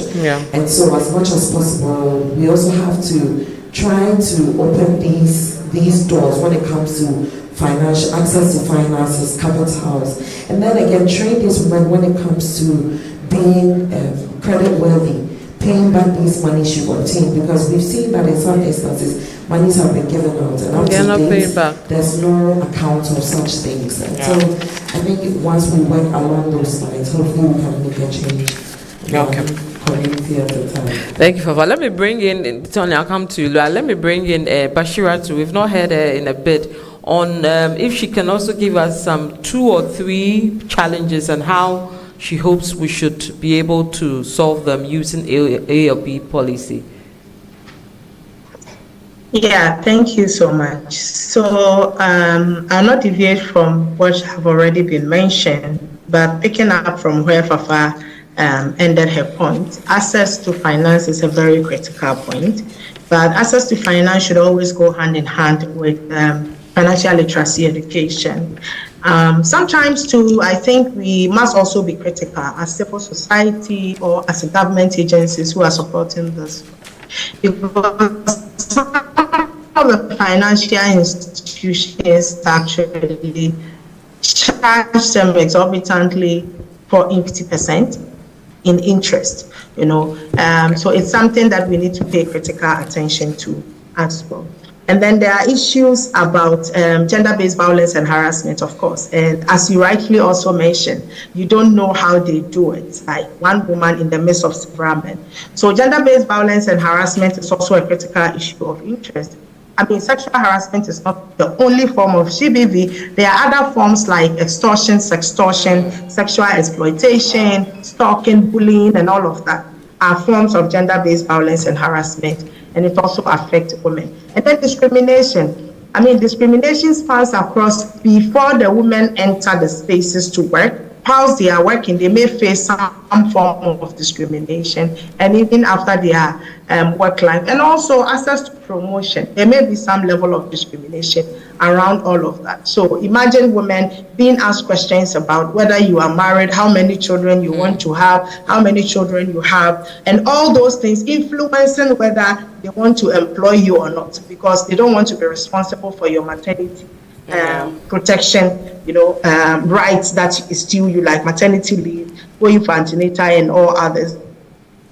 But I think corporations should understand that the human resource that we all talk about is powered by women. So without women making that informed choice of giving birth, we will all, once we all leave, that is it. There's nobody again for you to even employ. AI still needs someone to power it. So you still need the human resource to work with. In terms of solution, let me say that I think sometimes we all talk about social responsibility, but when we leave corporate social responsibility fully in the hands of corporates, we use it always as a PR branding. Yeah. So for us, we also talk about workers or community-driven corporate social responsibility, which directly responds to what they need. So it is not something that gives you the clicks, but something that the community is going to use and is going to be useful for the community. And then promoting gender responsiveness. I think so much has been said about women's inclusion, women's participation, and I like the point about intersectionality because we are not a homogeneous group. But promoting gender responsiveness and sensitivity in our work goes beyond just putting one woman there or saying that, oh, I have looked at the gender dimension. How was it done? Occupational safety and health has gender dimension for women, including the type of goods that is accessible for women to wear, the type of overall coat or PPEs that is accessible for women to wear, heat emission, and all of that are things that we need to pay critical attention to. So when we talk about gender responsiveness, it includes all of this, including us paying attention to the critical needs of vulnerable groups within our system. So what are the critical needs of men? What are the critical needs of women? So issues also around the type of washrooms that we build for men as against the type of washrooms that we build for women. If I go to the washroom as a woman, I may have my handbag, and it's not for the fun of it. I possibly want to change my sanitary bag. So if I don't have a place to hang the handbag, it is a problem for me. If I don't have a place to dispose of the sanitary bag, it's also a problem for me. Yep. And then valuing the perspective of these vulnerable groups when you bring them to the table. I also like the point about who is representing, who is speaking for. Are we always supposed to speak over these groups when they also have a voice and agency and they can assert it when opportunity is created for them as well?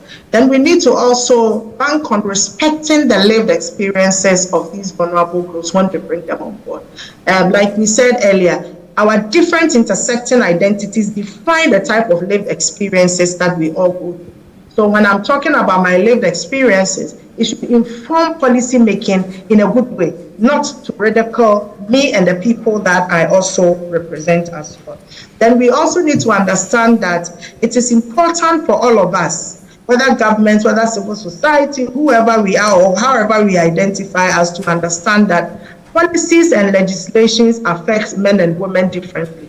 It affects all of us in different ways. That is why it is very critical and important that we are part of the process, because if we are not part of it, we will not be able to bring forth how it is going to affect us differently and how differently it is supposed to be structured or developed. Because sometimes all we need is a change of a single word or a single phrase, and everything will be fine for everybody. So it's important for us to look at all of this and ensure that at all times, whatever interventions that we are bringing on board are interventions that are born out of our commitment to support and help these vulnerable groups, and not just for the clicks as well. Then we need to build systems and structures that are gender sensitive and gender responsive and accessible to everyone, devoid of language, devoid of location, devoid of whatever, so that these systems and structures that we set to build would actually help us in achieving the equality that we ought to have. Okay, thank you. Robert. All right, thank you. So I think most of the points have been mentioned. I want to say that we need to empower the grassroots women. I believe they have the capacity to work if we use the right language and we give them the right space to participate in discussions like this. And I was reading the Gold Board bill, and there's something interesting in the bill. They say once they pass the bill into an act, it will trigger reform of most of the legislations in the extractive sector. Specifically, they mentioned the Act 703, and then I think LI 2173. So we must quickly mobilize and push our agenda into these reforms. The discussion shouldn't end here. If this meeting will come out with some proposal, let's look for the right institutions which are in charge. And then, because if we are saying that the small scale mining sector, we have a lot of women in that sector, why should 18 men draft a bill for that sector? So there's a challenge. We need to push our agenda, and it must start now because the bill has been passed. And let's identify the institutions which are maybe Minerals Commission related, which people are in charge of the reforms, and then let's push our proposals. And I like the point you raised about gender issues in the community. We are doing some work in the Western region. We are studying to mining multinational companies, their corporate social responsibility, how these projects are gender sensitive. You go to the mining companies, they are doing very well. They have gender decks at the HR level. They have, I can speak for Anglo Ashanti in Duapin, for instance.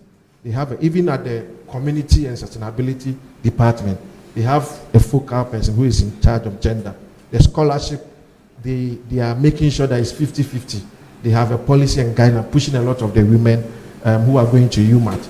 Then we go to the community to interview them. Now, in I Am Free, for instance, the community is supposed to have what they call a board of trustee.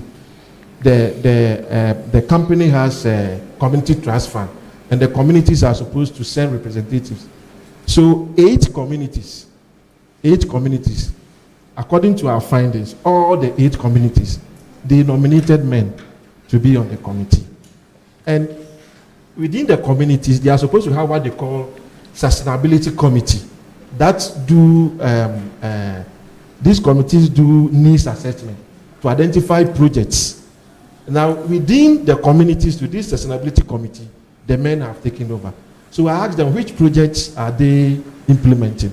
So these are the key issues. And that is why I said we must send the conversation to the grassroots. Okay, so if nothing at all, Cynthia, we are moving the conversation next time to the grassroots proper. We are not going to do Accra. I'll go with you, don't worry. We'll go to Ayamfuri. Is that what you mentioned? Takwa Obuasi. Bring on board the women in the informal sector and at the grassroots level and all that. Amma, you wanted to pitch in? Yes, I wanted to add something to what Robert was saying concerning the Gold Board bill. As we all have heard, and we've also talked about some of them as being I'm looking for your convoy. Do we have the informal ladies joining now? Yes, Amma, please go. Yes. So we've been taught today that we should learn to identify the right channels what does the law say, and where do we have to benefit for. We should fight for our rights. So thanks, NASEM and then the ASWEM took such an initiative about 2 weeks ago. They were able to meet with the Gold Board to have a discussion where the women were now fighting for their slots, that they needed to be part. So we're able to push for such an agenda, and then the director was present. So he has assured the women, the ASWEM, that they'll make such amendments, and then they will include women now on the various committees. But our problem, what we told them, and at least we gave them our peace of mind, was not including them in the technical part where they needed people from a small scale. So that one is assured, and they have assured us that that will be done for us. And also concerning within the legislature or the legislature rules and various policies, I will also like us to consider the various quotas that to be stipulated within the various acts to make sure that various, either you are a small-scale mining sector, you ensure that certain quotas should be placed on them. That if you're a small-scale mining person and you're coming for a concession, at least you should have 30% of your workers being up there, not just people being at the grassroots, being females. We can typically see such an example from that of Newmont, Ghana, where they go for the 50-50. So for them, they have implemented it and it is working. And I know this company, Ghana GMC, Ghana Manganese, they're also trying to push for such an agenda. And I was also very happy when Robert talked about the scholarship schemes. Thanks to the Chamber of Mines. Now, within UMAT, for instance, we have the Chamber of Mines Tertiary Education Fund, as she said. However, most people within the small-scale mining sector are not even aware that such opportunity is even there for them. Because if we have the Agri-Development Bank that was supporting most farmers, and then they were also entitled to certain scholarship schemes for their children during their education, why don't they extend that same policy to specifically for our small-scale miners? But if you are a small-scale miner, since you contribute, because from last year's report, we realized that they contributed 4.6 billion to the country's revenue. If that's the amount of money they are contributing, why don't they come out with a policy that says that you're a small-scale miner, as long as you have a child and the child goes to UMAT, then the government can take half of your the fees that needs to be paid, and then half is being paid by the parents, so that it can also motivate the small-scale miners to help train or encourage their children to come to school, to come and learn some of these skills. And when you have a child who is being groomed, who is being taught in UMAT, in line with your profession, when the child comes home, definitely the child will come to your site. And some of the things you are taught, they will come and then implement them for you. And by the time you realize, you also be moving gradually, and your site will also improve. Yes. So this thing can also be done within the ASUM. They can also push for such an agenda, even though MIP is doing its part, but they can personally push for theirs as well. That's right. And also today, I'm also making it aware, as our lady said, we have the Ghana Chamber of Mines Tertiary Education Fund, which a lot of people are benefiting from. But it is not necessarily coming from the mining community. Everybody is entitled to it. So as I sit here, I'm also a beneficiary of that. Okay. And thanks to the Ghana Tertiary Education Fund for doing that. Oh, clap it. Yes. You are not happy for it. Yes, so we should also be able to educate our people that these are some of the slot opportunities that as small-scale miners, we go with all our heart, we work hard, we contribute. So let's come enjoy some of these benefits from UMAT. And I know MEF is trying to put up a center where they are going to help the small-scale miners to do value addition, where they will be able to, now they get a raw gold, they can refine and they can modernize it and get various jewelries from it. So we are also, whilst we are also talking about some of these solutions, these are also some of the good things that are currently happening to address some of the gaps. Issues. All right, yes. Thank so you. Can I'd just like to add one thing.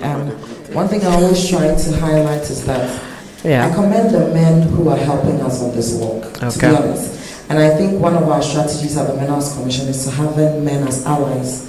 You know, a lot of the times, like Robert highlighted, the gold board was predominantly male, and we have these dynamics represented in most of our things, but then some of these men understand where we're going as a nation, and they've committed to helping us change the narrative and to get the discourse better. And so as much as possible with all our initiatives and our plans, let's continue to encourage them to be our allies on this work, and at the end of the day, we can all benefit from the natural resources that we have as a nation. Okay, we would, I'm coming. We'll open the floor for questions and comments. We have about 15 minutes to end this session. I don't want to be greedy and be the only person asking the questions because you know more the issues more than I do. I'm just facilitating. So I think if the panel will permit me, I'll open the floor now so that we can take as many questions as possible. My mentor for the day, Edubia's hand is up, Victoria. So we'll start with her question and then we'll go around the room. Please introduce yourself and then you go. Yeah, thank you. My name is Victoria Dubia Gureri, a small-scale miner. Thank you for the invitation to be here. Normally when we meet like this, on platform like this, that we can also share our problems from the I personally work in the Eastern region. I also oversee all the women in the other regions. We are talking about laws and policies and reforms. It looks as if when it comes to this law regarding women, it looks as if it ends at the last scale. I can see that. It's clear. Because that's where it works at. It doesn't work for the small-scale miners and our Kolikoli women. They are the vulnerable ones. Because and when we have a problem, where do we go? We will normally go to a police station, or sometimes we call Mineral Commission. I will make an example of myself. About 2 weeks ago, I just started working at Nkoko. The police came there, stopped my work, took some parts of excavator that I'm renting off. And they are saying that the government is saying that nobody should work. Meanwhile, if I look around, everybody's working in the region. And on my concession, some illegal miners are working on my concession as I speak. And they didn't stop them. They are stopping me. Yeah. I've gone to the police station. Sometimes I will go to the police station, come and stop them, but they are still working. But they came to stop me. In this case, I've gone to in terms of like that, I used to go to Mineral Commission. I would tell them, but it gets old, and I get tired. It look like only you have a problem, but there's other women also having problems like that. I mean, in the past, we've been, like you said something. To be in this industry as a woman, it's not easy. You have to be a strong woman. Yeah. So you have to fight your own fight because there's nobody for you. Yeah. So we've been doing this for years. And it's coming to a point we are getting old, we are getting tired, we are thinking about our health. So sometimes we just give up. Like Amma said, you just forget about it and you abandon it and you go. So there should be some sort of law for the small-scale miner, the women, that if there's a problem, I mean, we need to be protected because we are also contributing to the economy. The Kolikoli woman is also contributing to the economy. Yeah. Where do we go? Where do we tell our problems? We will go to the police. The police will come and do whatever they do. But at the end, you know how our country is and our police is.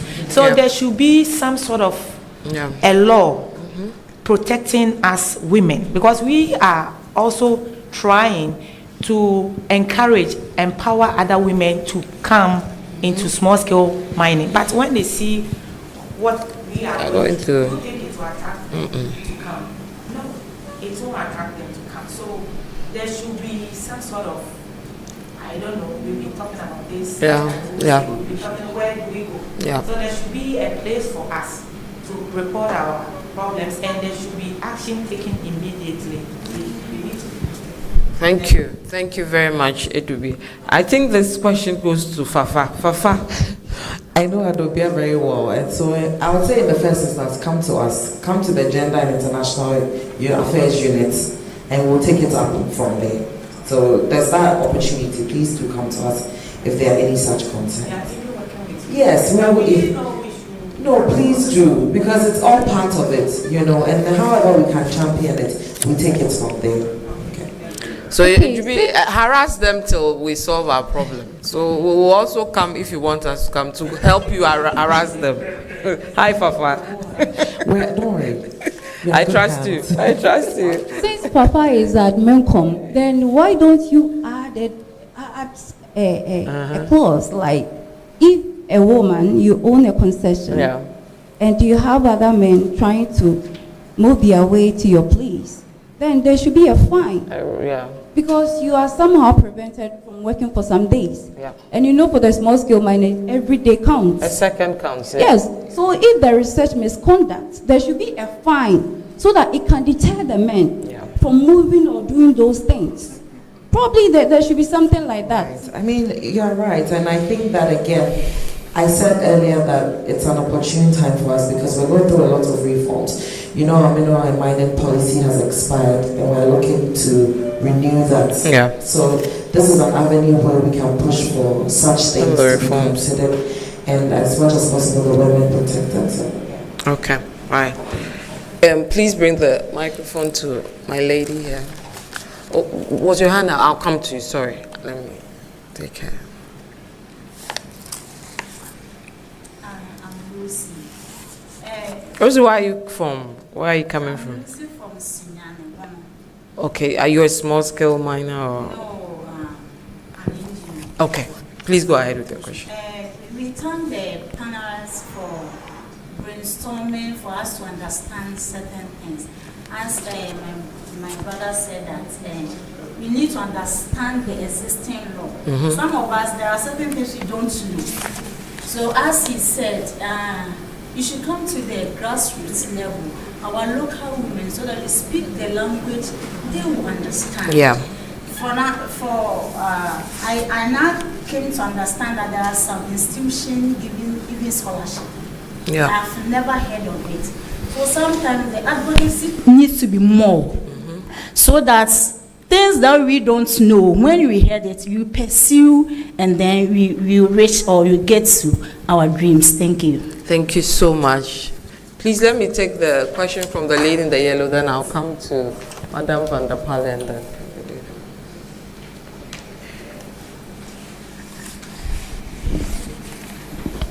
Thank you very much. My name is Dr. Obri Yeboah from Center for Gender Studies and Advocacy, University of Ghana. And from your discussion, it is obvious that women face and experience gender-based harassment. And this is largely attributed to gender roles and norms that are inherent in our everyday activities, and which is always finding its way out in the extractive space as well.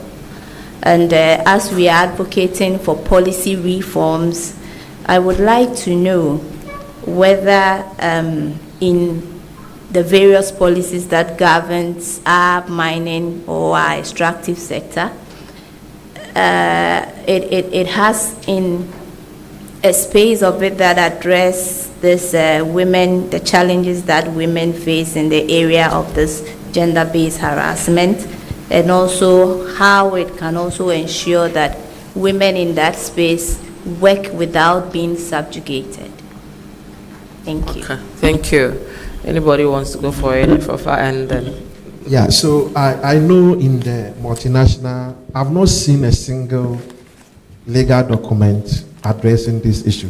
But in most of the multinational mining companies, they have policies addressing these issues.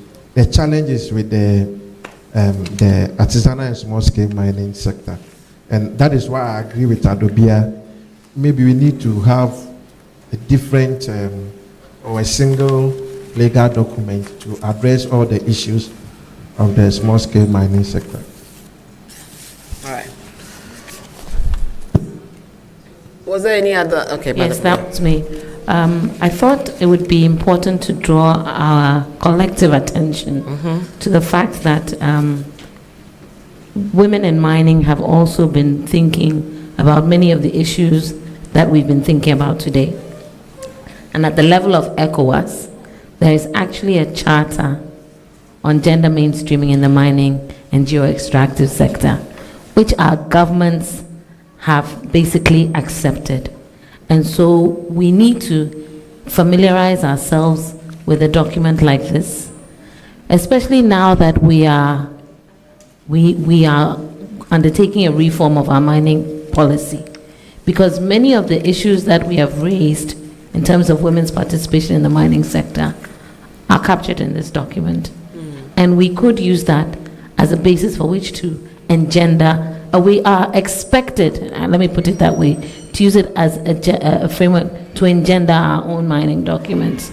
Because we have constantly made the point that we may have many, many policies enacted, but the implementation of those policies remains a huge challenge. And so if this document can assist our policymakers as they're thinking about their reforms, I think it would be a very vital one, because we tend to sign up. We have the AMV, we have the ECOWAS model mining law. We need to be using these as levers to push our governments to do what we want them to do. And I thought I should just add that. Thank you, Madam Van der Plas. Any more questions? Okay, there's one.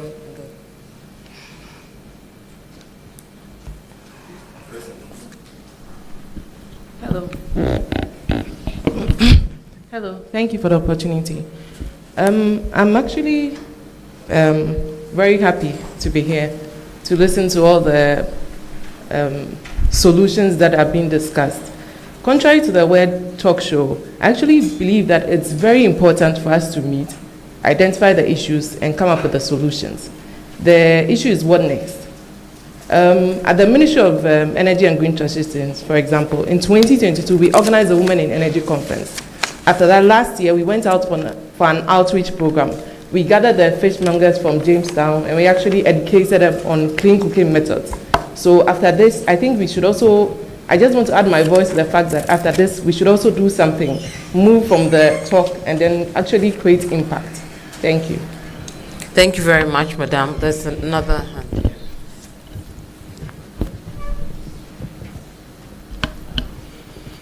Okay, so good afternoon to all of us. My name is Rose Boabe. I work for the African Women's Development Fund, and I'm happy to be part of this conversation. It's very insightful. So listening to all that we are saying, my question is, what is the role of civil society, especially the women's rights organizations and the feminist organizations in Ghana? And I'm glad NETRIGHT is here, and Third World Network is also here. Because recently we embarked on a visit to some of the small-scale mining communities. And then you realize that women are doing a lot. They are confronted with numerous issues, uncountable. And then you realize that you don't have women's organizations or CBOs in those communities who can mobilize such women and help them address some of the issues. So I think this is one area that as civil society, we also need to look out for. Thank you. Thank you very much. The role of civil society. Who is taking that? Yeah, so can I come in? Yes, Bashir. Please come. Yes, so yes, thank you. I think that one of the major roles civil society organizations can play is one such thing that NETRIGHT is doing for all of us to come to talk about the issue. So we are not just discussing it, but there are policy level changes we are having here. Then critical among them is strengthening collaboration and partnerships. Sometimes civil society groups do different things in the same sector, tackling the same issues, but these efforts are not coordinated. So sometimes when people work on these issues, it's as if we are reinventing the wheel, when we are supposed to be consolidating gains and building on those gains for the betterment of the people that we represent. Then I spoke about a critical issue, access to justice and support services. I think that is one critical issue that we need to take up. access to justice is really expensive, and not just expensive, it's also expensive in terms of money, but then also expensive in terms of taking the decision to take issues up and the alienation that comes along with that. I think that is one area that civil society can really provide support to vulnerable groups, especially women in these mining communities, because mostly there's nowhere to turn to. And where to turn to is also having backlog of cases. So people are left with no option than to lose faith in the legal system that is supposed to protect them. Then support services, really critical. I mean, we've worked, women in mining, we've worked in mining communities where we've gone to areas where there are probably no schools in the communities. Women have to go to the site to go and work. They don't have any options about where to keep their children because there are no childcare facilities, there are no crèches, there are no schools there. So they have practically no excuse not to take the children to the site, you know. And it is not as if it's something they also want, but it's something that has to happen if they have to ensure that they get something to eat, you know, for that particular day. So access to support services, access to childcare facilities, access to justice is very critical. If we are able to address some of these issues, like strengthening the institutions that are supposed to provide access to justice and educating these women on alternatives. There are ADR mechanisms that are available, but people do not know. A lot of people think that the court are the only means where they can get access. Thank you.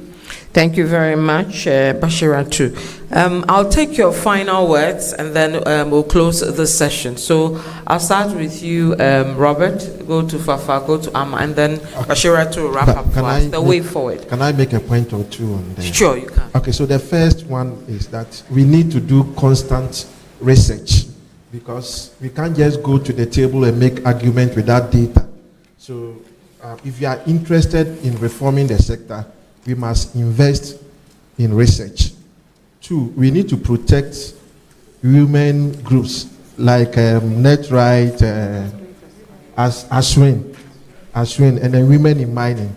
And I'm happy Madam is coming from Africa Development Fund. These are organizations you can push and support them. We need to put, because we have only few around. So let's give them the support. Because once they are strong, then we can push for a table for them at all levels. So this is what I would say. But Robert, not to put you on the spot, the gold board, the two women there, and the rest of the men, is it 15? How many more? 18. 18. How can we change this? Knowing when we are going home, we want to know how we can change this and go and push that agenda. Yes, so that's what I'm saying. We have to go to the table with something, make argument that you have to put us there. Because I don't think it's too late to change it. Yes. So what do we have in our hand? Yes. When they call us today, because these people, when you are going to meet them, they are ready to listen to you. Yes. If the select committee in Parliament calls us today, what do we have? What argument are we going to make that we need more seats? And that is why I think research is key. Yeah. We need to do constant research. I like the work ASEP. They do a lot of research around some of these issues. And Madam Van der Palen or Cynthia. Yes. my own organization. Find him. And TWN. They've been doing this kind of work for over. If you Google, you see a lot of studies they've done in this area, but we didn't pay attention to some of the key findings from. But the time has come for us. We can even go to the universities. Current studies from their postgraduate students. What are the findings? We put all of this together, then we go to the table and make a solid argument. All right, so we'll go to the table. I'll follow up on that. Fafa, your closing word. Yes, so I think in all this discussion, we need to avert our minds to the fact that the world is changing. The world of work is really changing. There's a lot of technology being introduced. And as such, as we are advancing policies to get women involved, get us seated at the table properly, we should also take into consideration the need for technological adaptation. Get ourselves right, just so that as the world evolves, we are able, and our policies, our initiatives, everything around those things, even our advocacy work takes into cognizance the fact that technology is key and it's the next step. Thank you. Thank you. Pearl. Thank you. So for me, what I'll conclude on is we should ask ourselves one question, especially the Chamber of Mines and then the MENCOM as well. We have Chamber of Mines, we have Minerals Investment Fund, we have Minerals Development Fund. All these institutions are there to support our extractive industry. But the big question is, what is working in the large mining companies that is making the activities work, that is making their policies to be more effective? And why is it that those within the small-scale mining sector, things are not going on like that? Yeah. So this question and then the answer should straight away go to MENCOM, and they should provide us with the answer. Whatever policy that was implemented to sanitize the large-scale mining companies, to make it so attractive, so interesting, that everybody, every graduate from UMAT is yearning to work there. They should try and implement it in the small-scale mining sector. And I think they can contribute hugely to Ghana's economic development. Thank you. Thank you, Pearl. Let's have the final words from Bashira too. Thank you so much. I think for me, I would want to talk about the fact that it's critical, as everything that we've been saying. Part of it is also looking at mentorship and coaching. How do we extend a hand to women and other vulnerable groups who will be interested in venturing into those sectors to allay their fears about maybe certain stories that they might have heard? How do we demystify some of the myths that they might have been introduced to? So coaching and mentoring is key, and I like the fact that AMA kept stressing on UMAT and some of the opportunities that are available there. In the job space, let's extend these opportunities to young women. And there may be women who are in administration or providing support, are in administration and other supporting areas within the organization, but they may be interested in venturing into technical areas like engineering and the like. So we can also extend protection there. Then it's important, I think another window of opportunity for us is legal reforms, as most of us have put. The constitutional review is still currently ongoing. NETRIGHT was there 2 days or so ago. How do we leverage on opportunities like that to change how things look now in our system, and other opportunities to ensure that all these things that we are talking about come into fruition? Thank you so much. Thank you very much, Bashira too. Vivian, if you wouldn't mind, before you end, because I thought there was an important point about what are CSOs and women's organizations doing. And the fact is, unfortunately, women's rights organizations can't be everywhere. And at this point, this is why I want to doff my hat to organizations like who have also taken it as part of their mandate to undertake gender sensitivity training with NGOs which are not necessarily women's rights organizations. Because we also need our men to become much more gender sensitive, to understand what issues are, especially within the extractive sector. And we've had a number of trainings done, licenses in Northern Ghana, because there's quite a lot of mining taking place across the land of Ghana. And in the communities where you might not have a NETRIGHT, or you might not have ASWIM or women in mining, we need to make sure that CSOs and CBOs in those areas understand what those issues are and how they need to get engaged with some of those issues. And that is why the Power Voices project has, I think, helped in that move to make sure that people, and even with this particular engagement, many of the people here may not have engaged on gender and extractive issues, but it's important to see that your efforts, your work are also part of that push to help people understand what the issues are. And I thought I should just add that. Thank you very much for that addition. Let me say thank you to my panel. At the far corner from my left, we have Madame Pearl. Your name is missing from my thing. Madam Pearl Ama-Asedra Ose, she's with UMAT. Thank you so much for your time. We also have Madam Fafanyo Kukubo, Senior Officer with Gender and International Affairs of the Minerals Commission. Then we have Robert Tanti Ali, Center for Social Impact Studies. And joining us via Zoom, we had Bashira Kamal, who is with GAO. Ladies and gentlemen, thank you so much for your time. I am Vivian Kailoko. The program continues. The next session is an animation, which is unveiling shadows. Let me also announce that lunch will be served in 20 minutes. So we'll take the animation quickly, and then when we're done, we'll go for lunch. It will last for 1 hour. Please, let's stick with the 1 hour, so we can come back on time and close by 3:30. So if we are ready with the animation, we'll take that.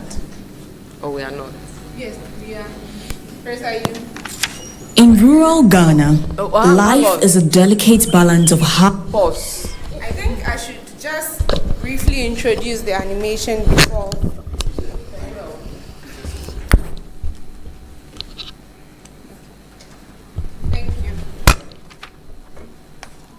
So I think it's important to briefly introduce this animation before we start. It was a work that we did, or we are currently doing, with the Tax Justice Network Africa. Even though it's not directly targeted at issues around the extractive sector, it was mainly around taxation, illicit financial flows. But then there are a lot of dimensions when you watch it. So it also has issues around extractives, it has issues around domestic resource mobilization. And I think this morning, part of our conversation has been about how we'll be able to even reach out to everybody, even at the grassroots level. And like Pauline mentioned, we'll not be able to be everywhere. And so at NETRIGHT, sometimes we use these tools or these methodologies to also reach out to other persons or other grassroots communities. And that's the reason why we came up with this animation. So I hope you enjoy it, and then there are some key issues that you would also be able to pick up and use in your advocacy. And we are also ready to share it with you for you to use in your work. Thank you. In rural Ghana, life is a delicate balance of hard work and hope. For Ama and her community, each day brings new challenges that test their resilience and determination.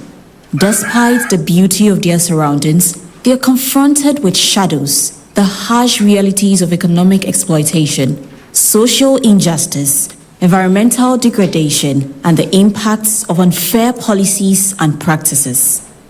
At the heart of their struggles lies the issue of illicit financial flows, the illicit movement of money and assets that deprives the country of billions in revenue. Multinational companies often exploit resources without paying their fair share of taxes, leaving local communities impoverished and the government underfunded. The government must play a crucial role in holding these companies accountable and ensuring that the wealth generated from Ghana's resources is reinvested into developing the society. Policies that promote transparency, accountability, and community development are essential for a brighter future. Meet Ama, her mother Ajwa, her friend Akosia, and her cousin. Join us on a journey to unveil these shadows, to understand their origins and their consequences, and to explore the pathways to a brighter future. My dear family, I must share with you the challenges I faced today. I fell ill. I needed to seek medical help. But the nearest healthcare facility is so far away and ill-equipped. The big mining companies that are doing a lot of activities are not helping to develop the community. It's frustrating. These companies get tax reliefs from our government, yet we don't see any benefits. They take the money back to their countries instead of investing it here. I had to endure a long and uncomfortable journey, and even when I reached the hospital, the lack of essential equipment and medical supplies made it difficult to get the treatment I needed. The financial strain of paying for transportation and treatment added to the burden.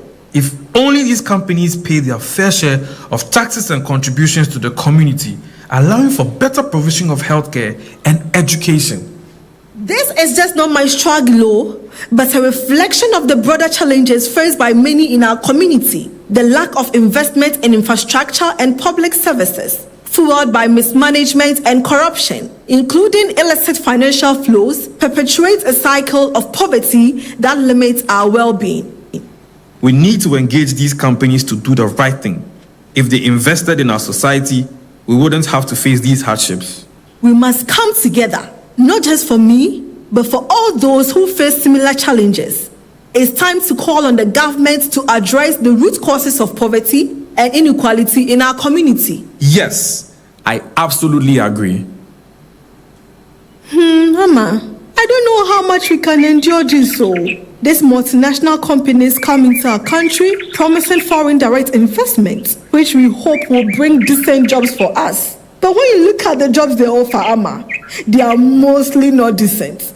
And the salaries are nothing to write home about. True.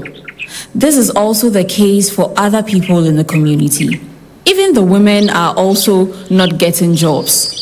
And there is a general unemployment causing strains in the family. It's affecting our families, Amma. The tension and conflict at home are unbearable. We need to find a way to make our voices heard, to make them understand the impact of their actions on our lives. I agree, Akosia. We can't let this continue. Our community deserves better, and we deserve to live without fear and suffering. We won't give up, Akosia. We will support each other through this. Yes, Amma. We will stand together for our families and our community. In Ghana, illegal mining not only causes environmental destruction, but also drains the country of much-needed revenue. The illicit financial flows, IFFs, from this sector amounts to billions of dollars, money that could be used to improve the lives of Ghanaians. Abena, can you tell us about the challenges you are facing on your farm? Well, our farm used to be our lifeline. We grew crops, raised livestock, and it provided for our family. But now it's barren. The soil and water are contaminated because of the nearby illegal mining activities. That sounds devastating. How has that affected your family? It's been incredibly hard. We've lost our source of income and food security. We used to be self-sufficient, but now we struggle to make ends meet. And it's not just us. Many other farmers in the area are facing the same challenges. Say, how has the environmental degradation affected your family dynamics? It's put a lot of strain on us. The financial pressure has led to tensions at home. I try to support Abuna, but it's difficult when we are struggling to survive. It's clear that the impact of these activities go beyond just the environment. It affects families and communities deeply. That's why we need to take action. We can't let this destruction continue. We need to protect our land and our livelihoods for future generations. Thank you, Abna, for sharing your story with us. Your courage and determination are truly inspiring. My friends, we cannot sit idly by while our community suffers from the effects of exploitation by big companies. It's time to take a stand and demand change. Yes, we've been taxed heavily, but we don't see the benefits. The government should ensure these companies contribute more to our communities. We need better schools, hospitals, and roads. The money these companies make from our resources should stay here and benefit us. That's right. We have the power to make a difference. Let's mobilize, raise our voices, and demand action from our local leaders and policymakers. We need policies that will prioritize the well-being of our community and protect our environment. It's time for change. we won't stop until we see it. We have the opportunity to shape a better future for our country. Here are our demands. Make tax systems easier to understand. Address profit shifting and tax base erosion. Put in place accountability mechanisms. Government must explore new opportunities to create decent employment to expand the tax base. Implement reforms such as reviewing tax incentives and ensuring that foreign businesses pay their fair share of taxes. Deploy new technology to check trade more practices. Let's continue to work together to ensure that the profits of our resources benefit all of us, not just a few. We deserve better schools, hospitals, and roads. Our voices will be heard, and we will see the change we need. As we conclude our journey through the heart of Ghana, we are reminded of the power of storytelling to shed light on the pressing issues facing our communities.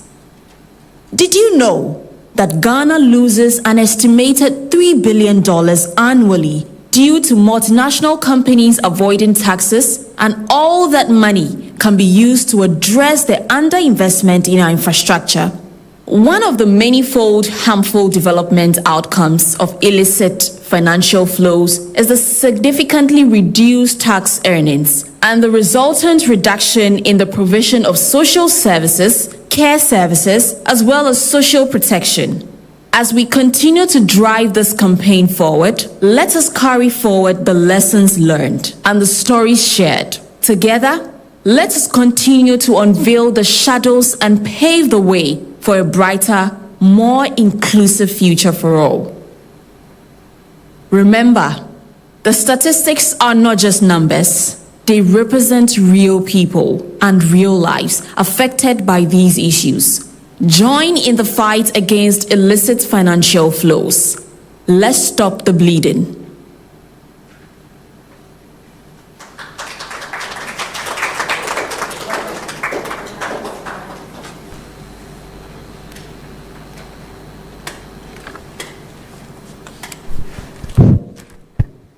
Very insightful animation. Thank you, Cynthia. We loved it. So, how can we get the video?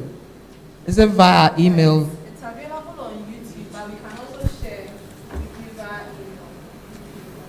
Okay. So we'll check it out. Lunch is.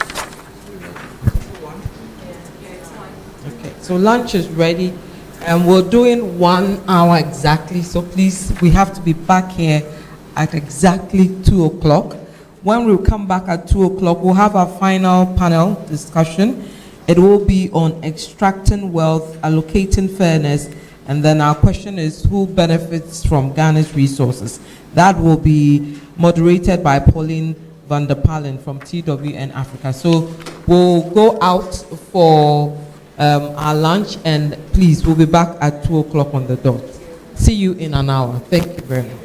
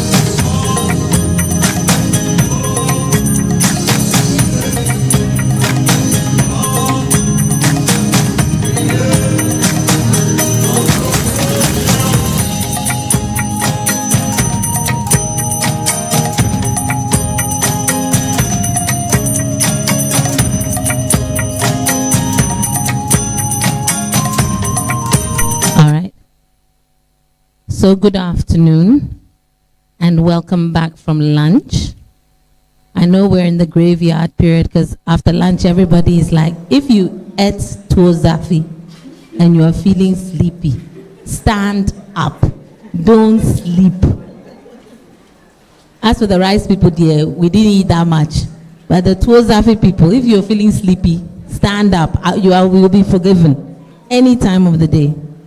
So this is our penultimate session, and I'm hoping that we'll all be engaged, tozafi or otherwise, because I think this discussion is one that should interest us all, because it's about how our resources are being used or should be used for development. Because one of the things we always contend is that as a country which has been mining for years, hundreds of years, we are still waiting to see the kind of development we know can be achieved through mining. You've got countries, I should use this instead. Okay, so you've got countries like Australia, Norway, a host of other countries, you name them, which have mined and which have used those revenues to move further than we have. And so we want to take a look at what is happening in our circumstance. Where are the mining revenues going, and how we can at least position them to do much more for that. So I'm very happy to invite to join me Fadil Idi. He's with the Ministry of Finance. He's going to give us all the data. We have Jacob Ahuno. He's with Ghana Integrity Initiative. They are the ones on the backs of Ministry of Finance to make sure everything is done well. And we've got Sana Dake from the Public Interest and Accountability Committee. So PIAC, you know, is also trying to make sure that our revenues are used very, very well. So, ladies and gentlemen, welcome. Thank you. I know that you are more than prepared to at least educate us on everything we should know in terms of revenues and the extractives. So what I'm going to do is, and feel free to interject if you think that there's something that you want me to address particularly. But I think the very, very first thing we need to know, and it alludes to some of what was said this morning, is about revenue from the extractive sector. I mean, if you looked at the animation just before lunch, we were talking about revenues and how they're looking. And so maybe we can start off with Fadil about how much are we making from our extractive sector, and where is it going? Who are the primary beneficiaries? And when I'm talking about the extractive sector, I mean, we could limit it to maybe just the minerals sector, because I know the oil, mining, we can use it to mining. Oh, PIAC is here, so please feel free. We're talking oil, mining, everything, extractives. How much are we making? Thank you very much for having me. It's a pleasure to be here. So talking about mineral revenue, so for the extractive sector in Ghana, when we talk of the extractive sector, we are looking at mining, we are looking at oil and gas. And revenues come from these two streams. You have revenue from the mining sector, you have revenue from the oil and gas sector. These two revenue streams have different distribution formulas across board. So in the case of oil and gas, distribution is backed by the Petroleum Revenue Management Act, which indicates how the distribution of revenue is done up until it goes into the consolidated fund. For the purpose of this discussion, are limited to mining, like you mentioned. So in the case of the mining, what happens is we generate a lot of revenue from royalties, from corporate income tax, and from dividends. These are the three main sources of revenue from the mining sector.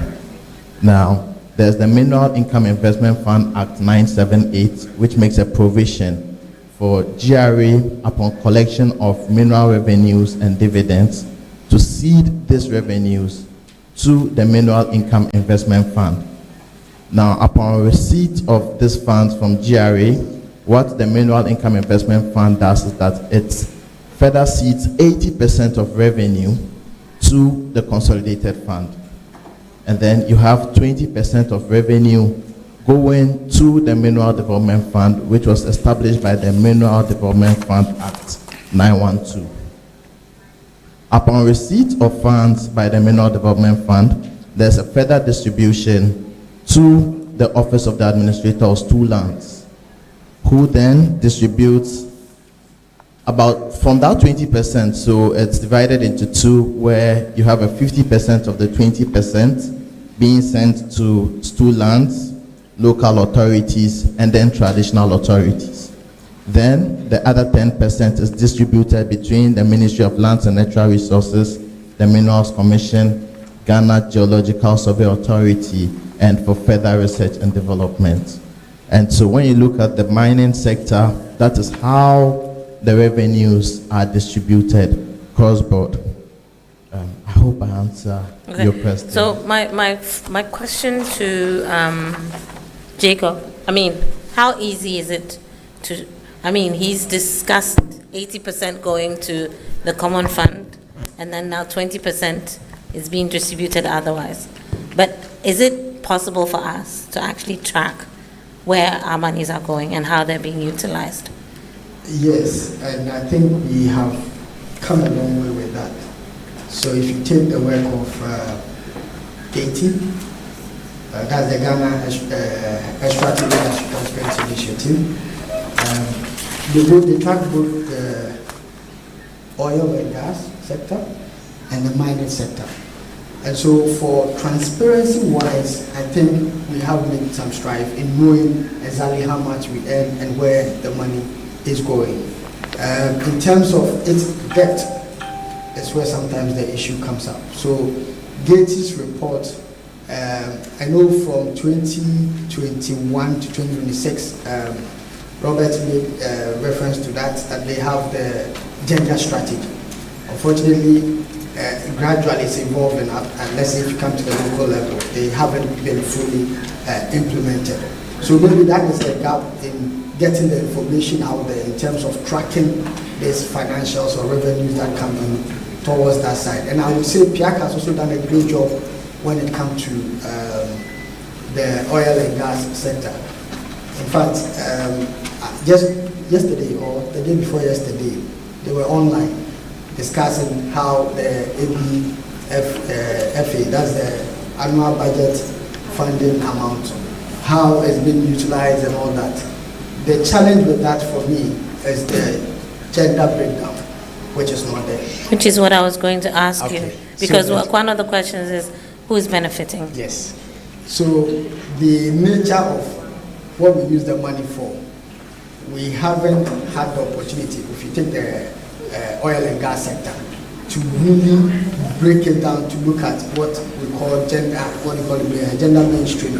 And let me, for those who may not be aware, the definition of gender mainstream I like is the fact that you assess the implication for women and men of any action you take at all levels and at any stage. And so in that regard, from governance to actual implementation or using the money, we need to make sure we have mainstream gender within those processes. That is not for being done in the case of Ghana. So when Robert made mention of having one person on the governing body of, say, MDF,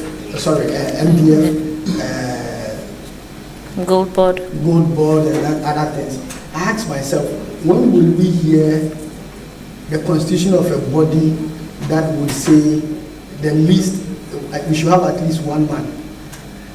I mean, unconsciously, innate-wise, we assume that it's going to be all men, and therefore we need to have one woman in there. For me, good as it may be, it's really a setback in the year 2025. If you take the way development is going, we shouldn't be thinking that way. Either we have equality or close by, maybe 60-40. We shouldn't be thinking of one person. And this cuts across from the top level to the local level. If you take the mining development fund, which creates the local mining committee, again, it says one person. And like explained by Bashiratu, you realize that can that one person make whatever impact they want the women to benefit from within that body. So if they are planning a thing from the government side, and if you take the ABFA, clearly projects that are chosen under the priority areas, good as they may be, we have agriculture, we have education, we have health, we have road infrastructure. The question is, if you take education as an example, go and see what kind of project is being that they are building schools. But if you take women's challenges in education, WASH comes into focus because it's known that between 30 to 50 days of women schooling hours are cut short because of menstrual cycle. And so how would you incorporate this in your planning? In any way, when you are building classrooms, you make sure you have facilities that will allow women to be able to not miss school. So for me, we have done well in transparency, but in terms of who is benefited, we haven't done a good work of mainstreaming gender into the process. Okay, thanks.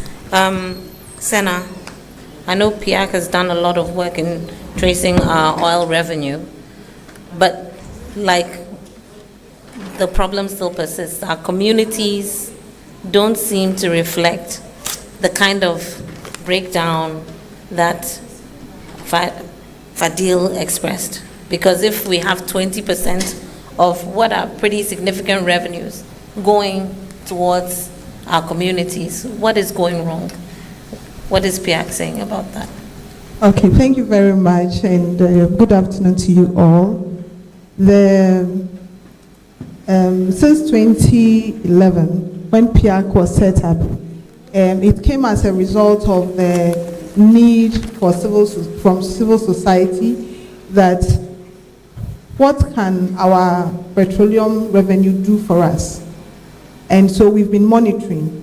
And over the past 12 years, so between 2011 to 2023, the total amount generated had been 9.84 billion. Cedis, dollars? US dollars, madam.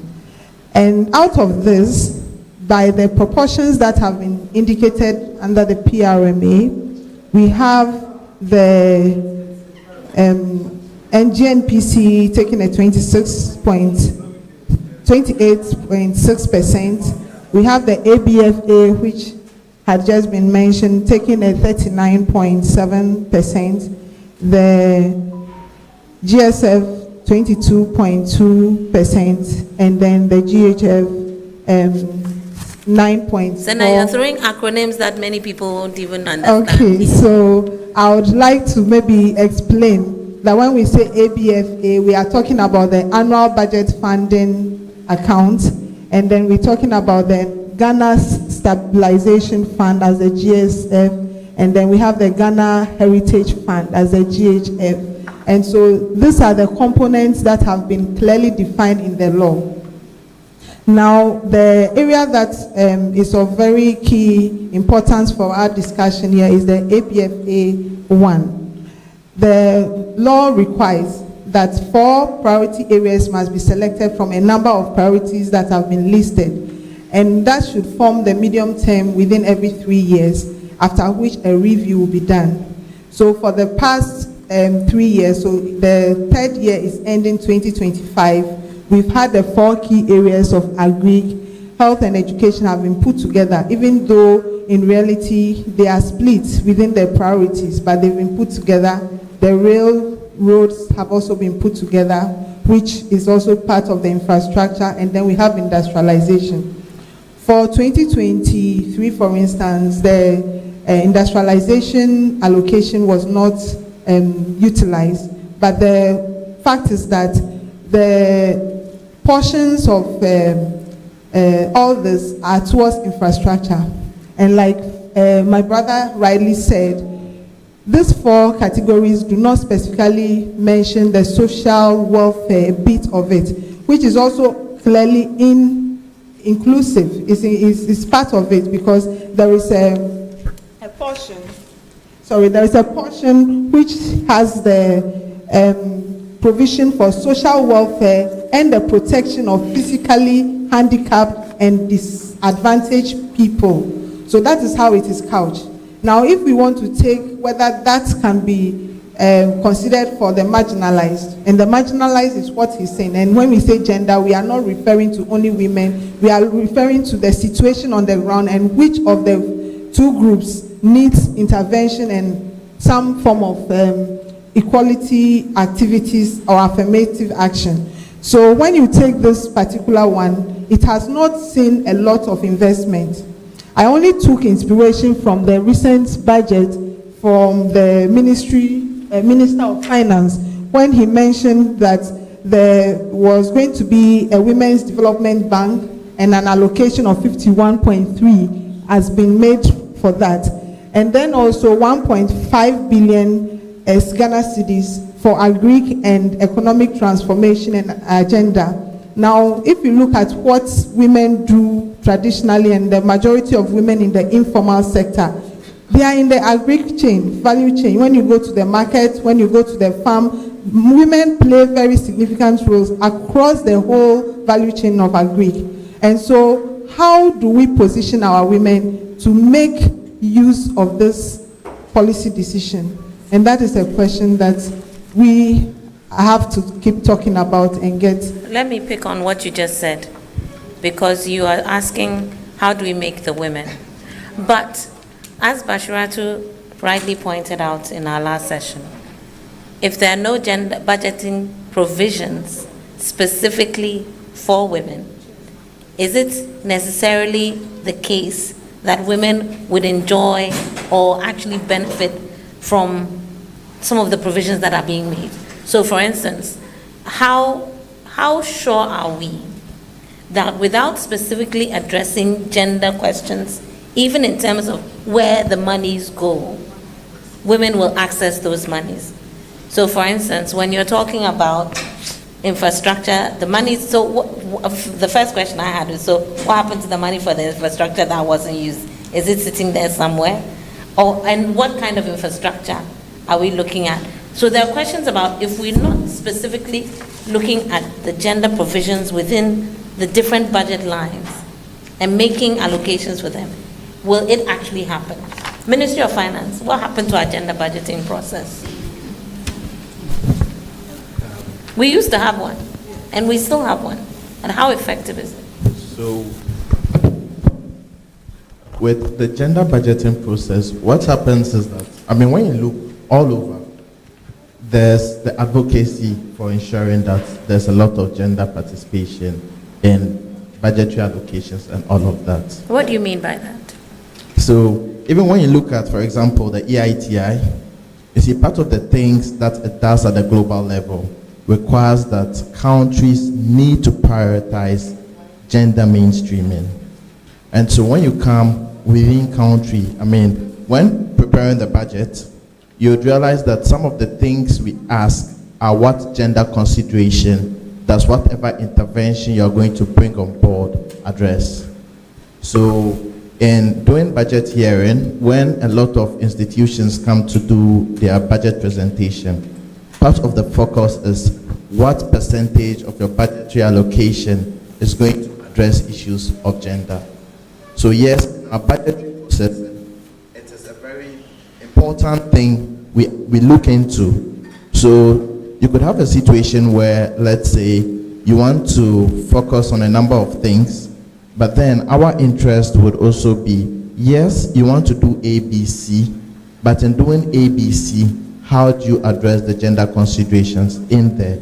And so throughout the entire budgetary process, we ensure that whatever allocations are given to ministries, departments, and agencies, we take into consideration the gender bits of it.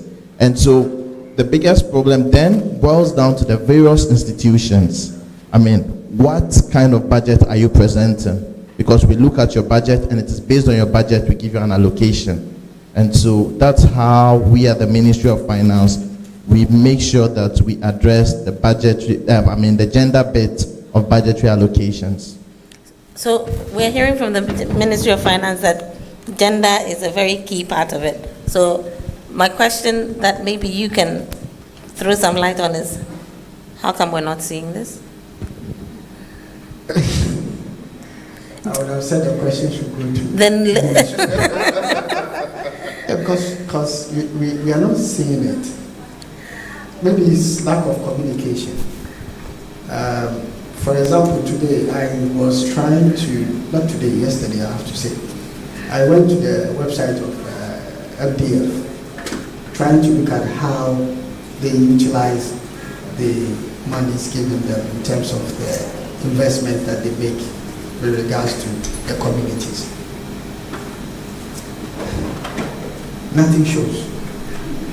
You get the law, you get everything, but they've written the annual report.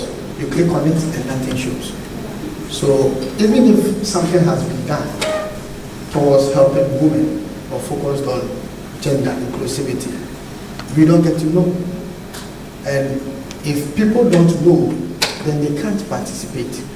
So for example, when you mentioned the issue of, you have questions around what is the impact on gender, related to gender in this budgeting you are doing.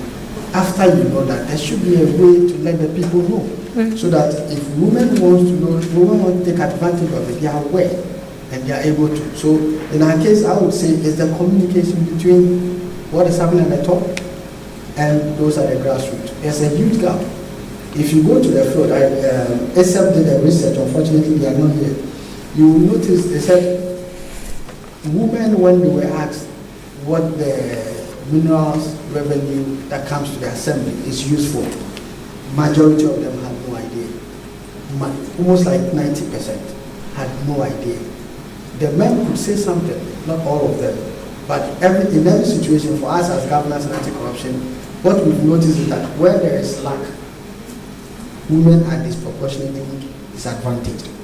So if you are not churning out information, and excuse me, say I'm a man, I check things and I don't know, then I can imagine the situation for the women. So for me, it's because we don't know.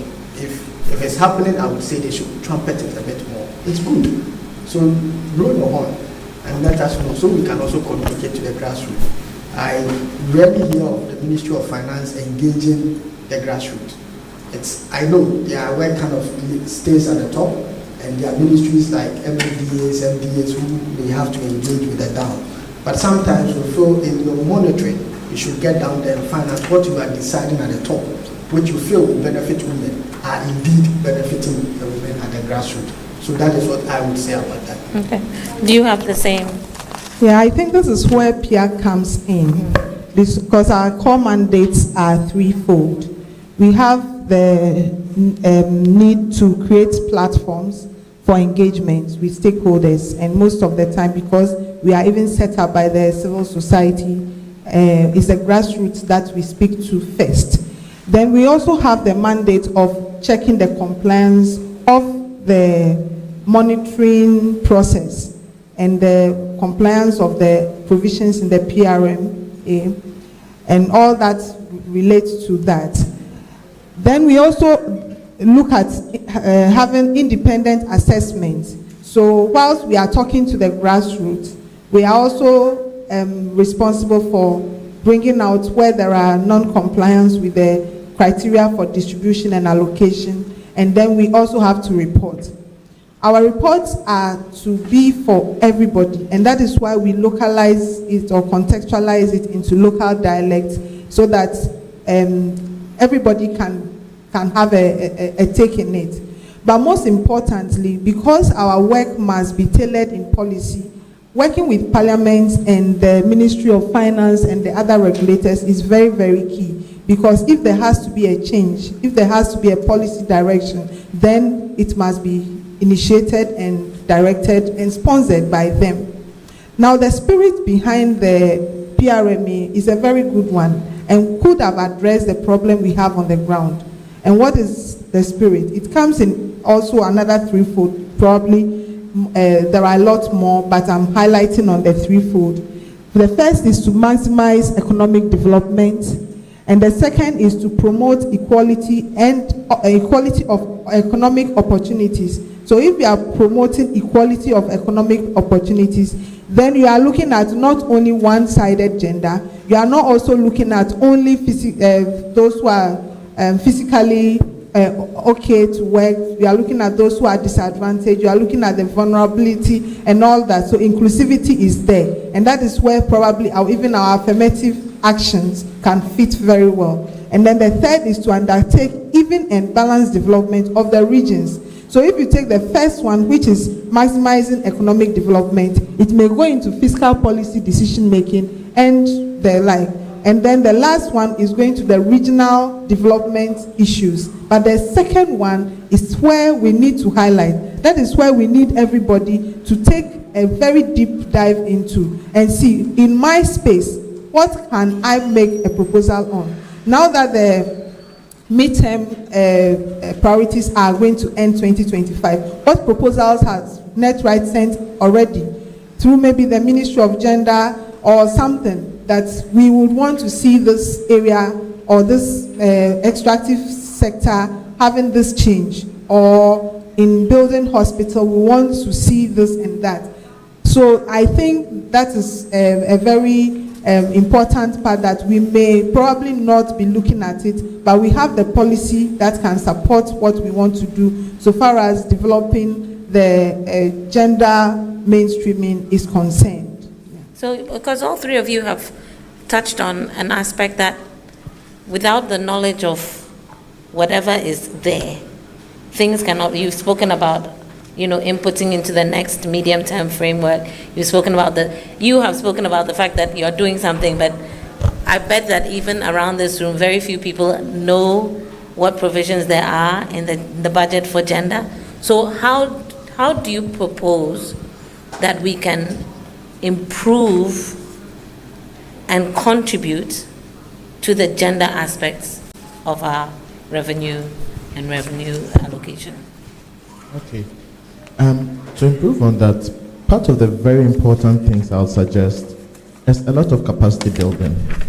And as I say this, I happen to be part of a team that was doing an assessment of a number of proposals that had to be sent to the AFDB to benefit from their institutional support facility program.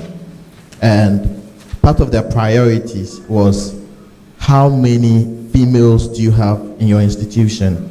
And if you have an institution that has up to 80% of its staff being females, then they qualify to access the facility.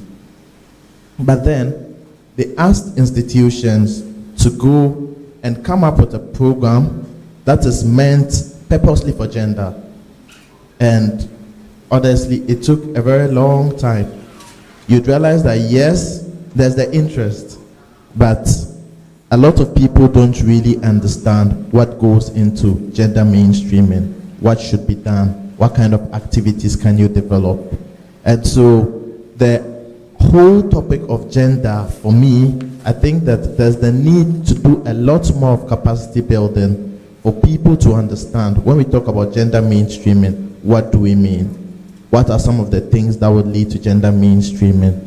So that at the end of the day, it's no longer about we have decided a fiscal policy, and so we basically have to explain to people to understand what gender considerations have been done.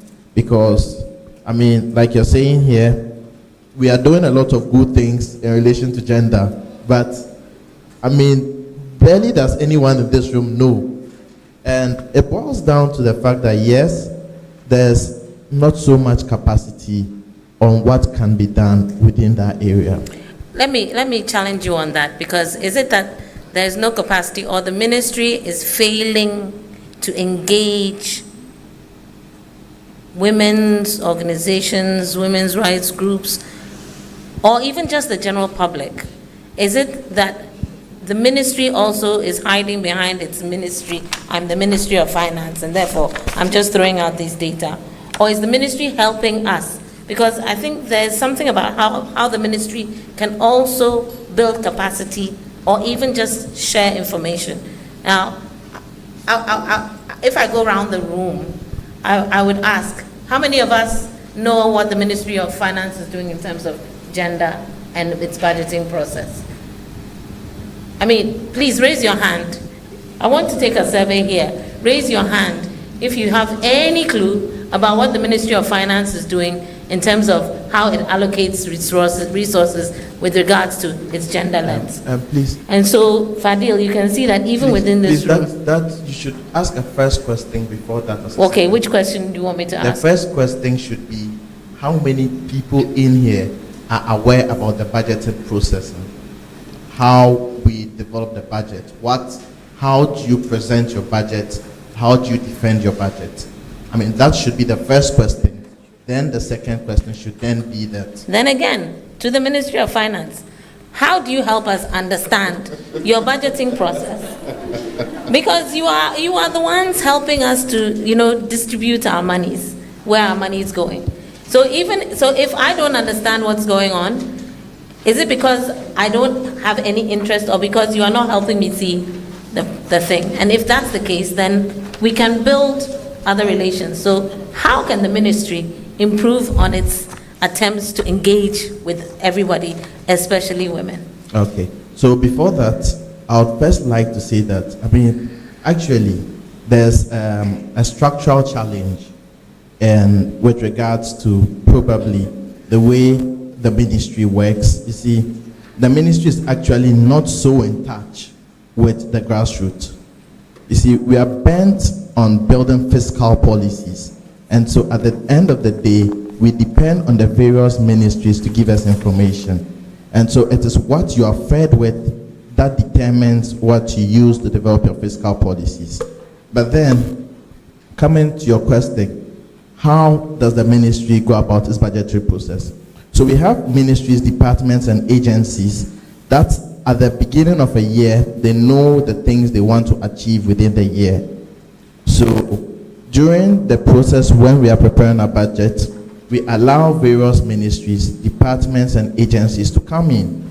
You come and tell us what you want to do as a ministry. What are your priority programs and what do you want to do? And how much money do you need to execute each activity? So based on what you present, we then tell you that, okay, say you're looking for, let's say, 100 million to construct roads.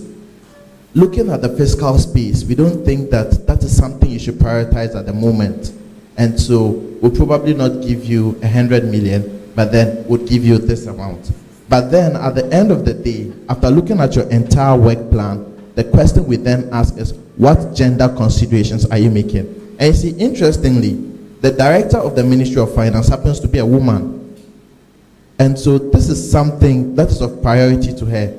I happen to have been in a budget listing just this year. I was there during the Ministry of Environment's budget hearing.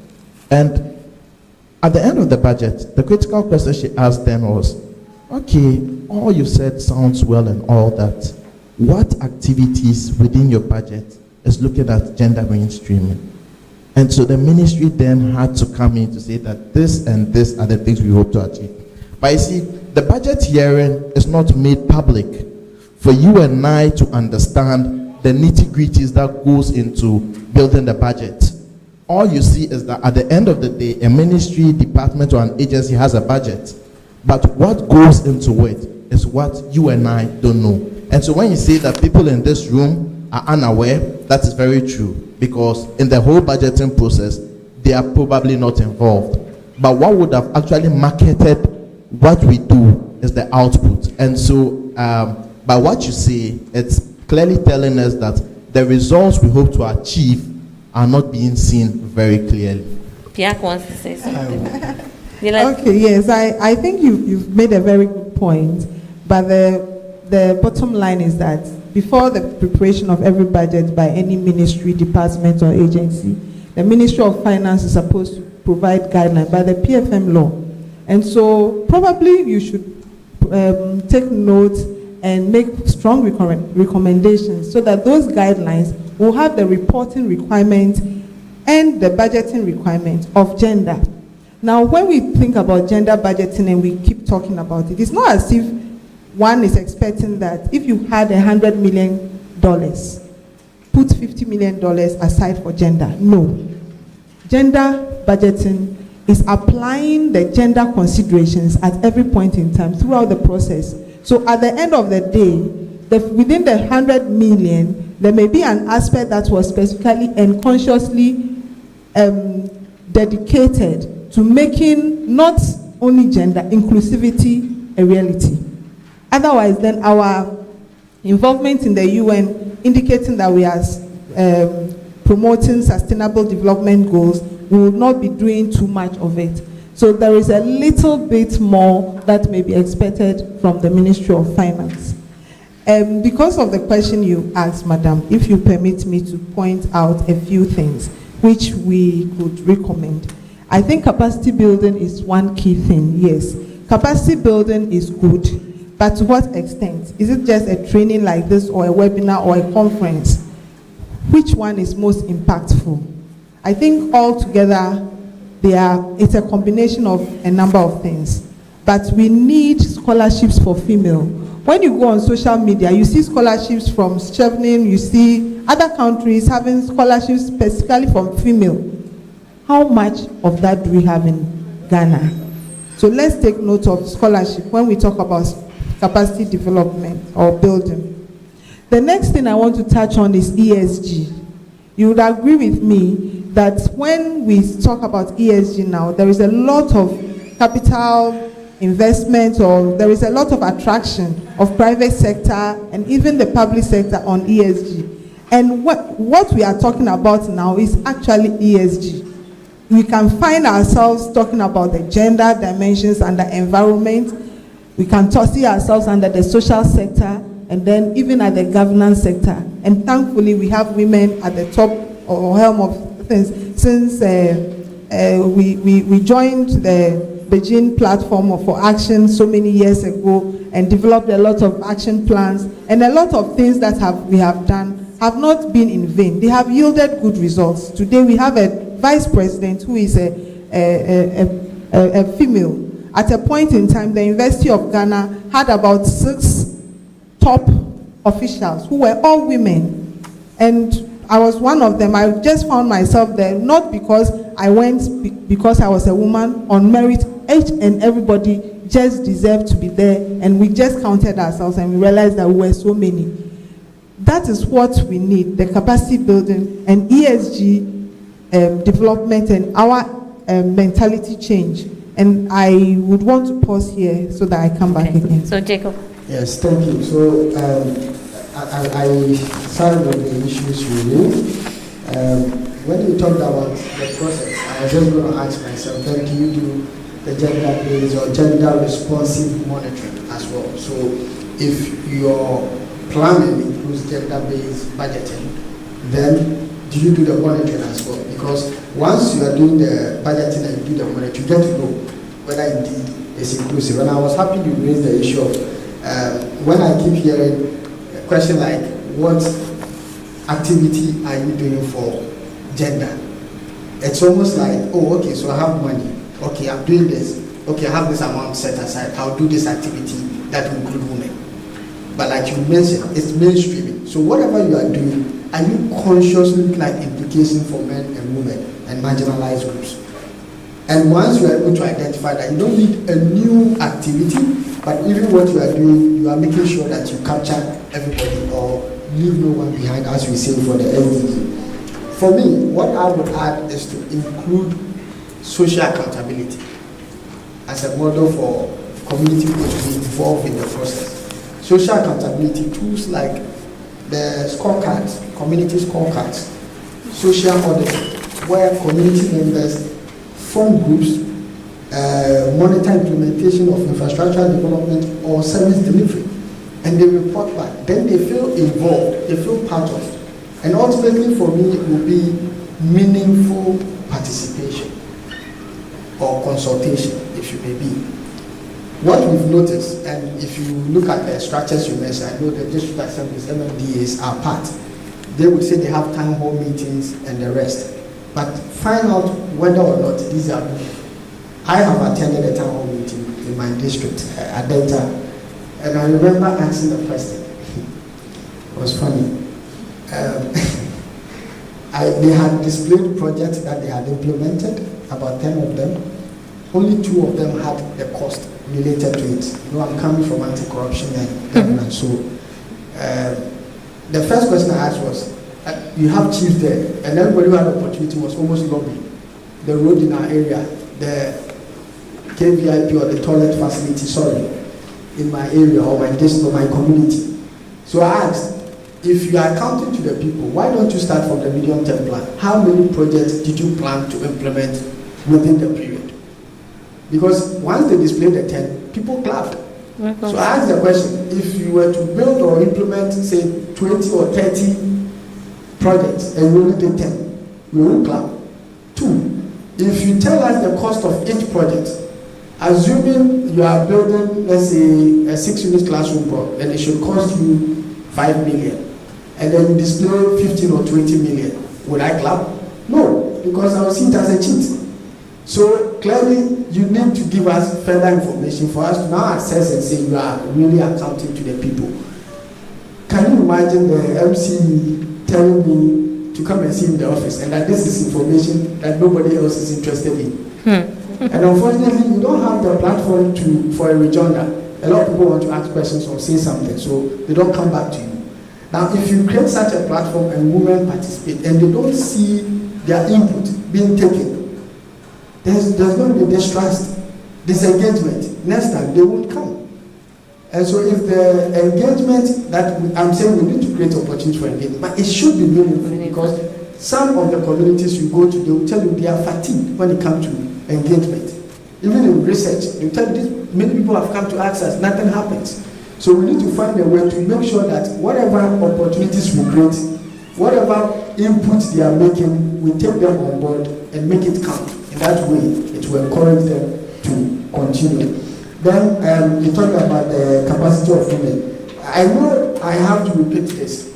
The document produced by Gaiety in terms of the extractive industry, what we call the gender strategy, is quite good. I don't know how either the ministry, and I know Gaiety, you are part of it, so how we are going to push it and make it work, because it clearly streamlines gender within the extractive sector from the governance level to the usage of revenue or utilization of revenue. So I feel we should keep an eye on, give it some thought and make sure we make it fully implementable within the grassroots level. Yeah. Okay, so I have one more question for you before I come to everybody. No, for the panel, because we've been talking about the macro level, but much of our lack of development is seen at the micro level in our communities, where the engagements that you've been talking about, I'm sure very few people have been part of this.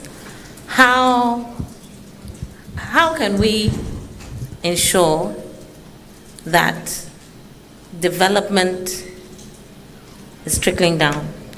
How come? Because you, in your description of where the revenue is going, definitely stool lands and everything are all captured by the administrator of stool lands. Where are we failing in that sense? Why is it that we are still seeing communities, especially communities where mining is taking place, being some of the most impoverished communities in our country? Where are we failing? How can we plug that gap? On this question, I would like to wear the Gaiety cap. So, what happens? Over the years, for example, the Ghana Extractive Industry Transparency Initiative, annually we prepare a report which is meant to look at how much revenue has been generated within the communities, and then how did these communities utilize the resources they generated. We gather all this data, put it into the report, and then we further make a presentation at the community levels. This had always been the practice. You go to the community, you engage with them, you show them this was the amount the assembly here received, and this was how the money was used.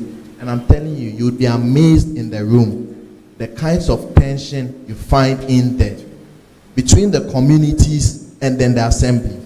I remember last year, for example, we went to Sunyani, and in our engagement, the community indicated that they had used about 70 million Ghana cedis for the clearance of refuse dam.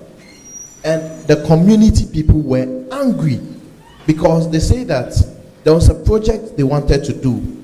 They went to the assembly and the assembly said they didn't have money, only for them to come and find out that this amount of money was used for the clearing of the dam. And they will not take it lightly. So that kind of community engagement actually unravels what the community is not getting. But you see, beyond we going annually to engage these communities, what we thought as Gaiety is to introduce a sub-national multi-stakeholder group which replicates the national multi-stakeholder group of Gaiety. So what happens with Ghana Extractive Industry Transparency Initiative is that there are 3 constituencies on board. You have the industries, you have civil society organizations, and you have government. And they oversee the implementation of the EITI at the national level. So we thought that, at the national level, you are all high-profile officers in Accra. You go, you take data, and you go back to report to the communities. When you leave, what happens at the community level? Sometimes you are unaware. So it is better to replicate that multi-stakeholder group at the community levels. And so we did a pilot phase where we launched a multi-stakeholder group in Pristiahoni Valley, in Elembele, and in Obuasi. Now what happens is that these multi-stakeholder groups in the communities are basically meant to enhance transparency and accountability within the activities of the mining companies. So this committee or this group actually goes in to see, okay, so there are this number of mining companies in our area. This is the amount they are likely to generate. These amounts, they said, was used for project A, B, C, D. We at the subnational level now have to go and see the project to confirm that actually it's done. So that monitoring is done at that subnational level to ensure that, the communities themselves are monitoring what's happening within the extractive space. So it's an intervention we brought about, and interestingly, the AITI is, they are amazed by that intervention, because when you look at the results we had from last year, it indicates that that is something very workable. So Nigeria even had to come to Ghana to see how they can also replicate the same model in Nigeria, because it enhances transparency and accountability at the subnational level.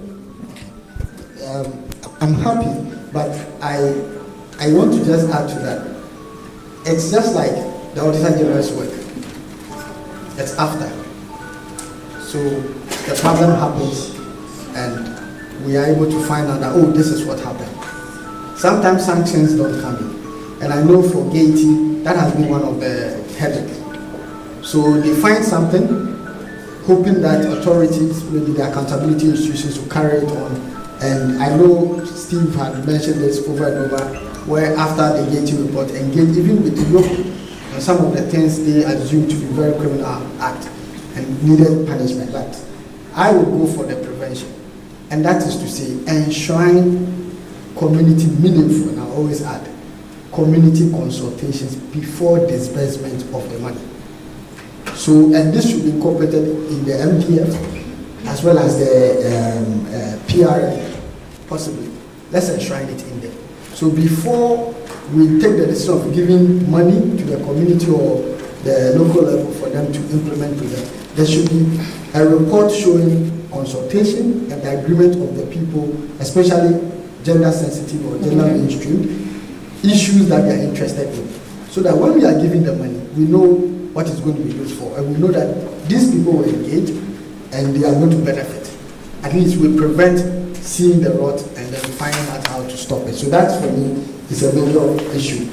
And then I know you mentioned the private companies or the mining companies.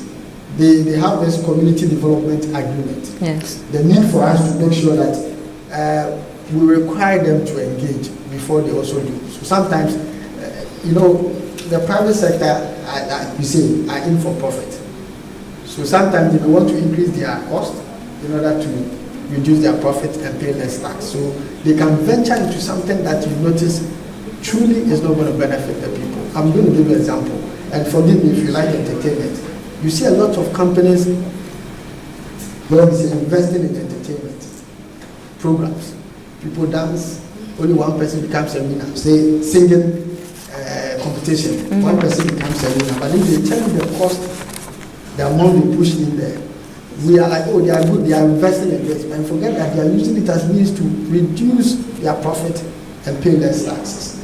What the people really need, we need to find out and help them come into that agreement in order to invest in those issues, and not any other, like whenever they want to, they decide on something to do. So that would be another one for me. Strengthening PIAC and Gaty to report on gender,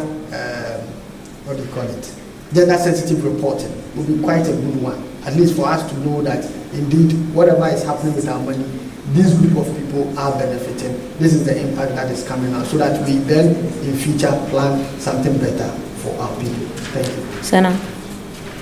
Thank you. Thank you very much. I think we've talked a lot about the problem, so I want to delve into the solution or suggested solution. The bottom line is accountability and transparency. And for us, data is a very key thing, because we use a lot of data that comes from so many places. And so how reliable is the data that comes to us? What integrity does it have? And what's the accuracy of it? And so based on that, we try our best to do some kind of validation or verification, but that is not enough. What is going to make a change or bring the big transformation we need is technology. And this technology advancement is because of the stakeholders we have or the kind of population size we are looking at. Majority of us, as we talk about women and gender issues here, it's also good for us to consider who are the upcoming population for us. We need to look at a targeted youth and then even the old age, because the elderly ones also have contributions that they are either folding their arms and just watching and are not sharing the lessons learned from the mistakes they've made. And then the youth are also just trying whatever they think, whether it is ethically right or wrong. And so if we talk about gender, if we talk about promoting our activities for national development, and we miss out on these two groups, we may not get it fully up. So whilst we talk about technology, we should look at what can reach out to these people. Because when they have the information, the right information, data is accessible to them, then, like he said, in a town hall meeting, people can challenge the information that is brought to them. When PIAC submits its report and has localized or contextualized the information being brought, it can also be challenged, or they will affirm it that what you are saying is right. And that is where the transformation can really, really come from. I would want to pause here. Okay. Thank you, Madam. Okay, so then I come to us. You've heard from them. Are there any questions, any concerns, any? We'll start from you. Just press the mic and speak. Right. Thank you, the panelists, and then thank you for this. A lot of information, and I believe people are still digesting and assimilating. But my interest is the meaningful participation and then information. Because you realize that most of these things, there are a lot of things happening, even within the Ministry of Finance, in terms of how budgeting and everything is done. There is the need for information out there. And the information should be presented in a more appealing way. It's not the usual town hall you go and present. In what form will people like the information or appreciate the information better? I think it's very important. Thank you. Okay, thank you. Okay, so we'll come to her before going to Robert.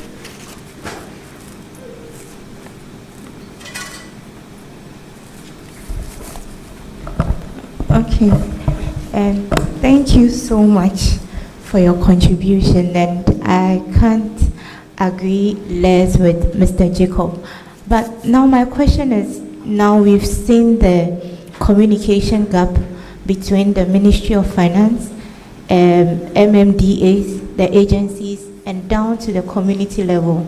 And then there's that tension when they are supposed to reveal the amount that is in should I say, a project or an activity. And then they don't want to even reveal those figures. And now we've all even mentioned that there's that gap. So my question is, what can we do? Thank you. Okay.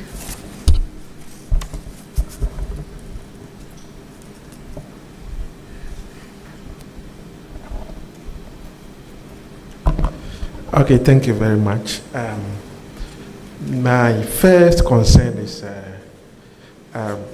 the man from the Ministry of Finance. He said that the community people wanted accountability from the district assembly. Yes, but if you look at the distribution of the mineral the royalties, for me, that is where the challenge is. The companies pay 100%. And then we have the MDF. And if you look at the MDF law, the crust of the MDF law is to bring development to the communities, to address livelihood issues. Now, you send 20% of the full amount into the MDF, and you keep 80% in the mineral income investment fund, which communities don't have control over. Now, the 20% you take to MDF, they keep 10% in Accra, and they give 10% to Stuland. Then Stuland will also take 1%. The remaining 9%, they share to the chief's traditional area before the district assemblies get their portion.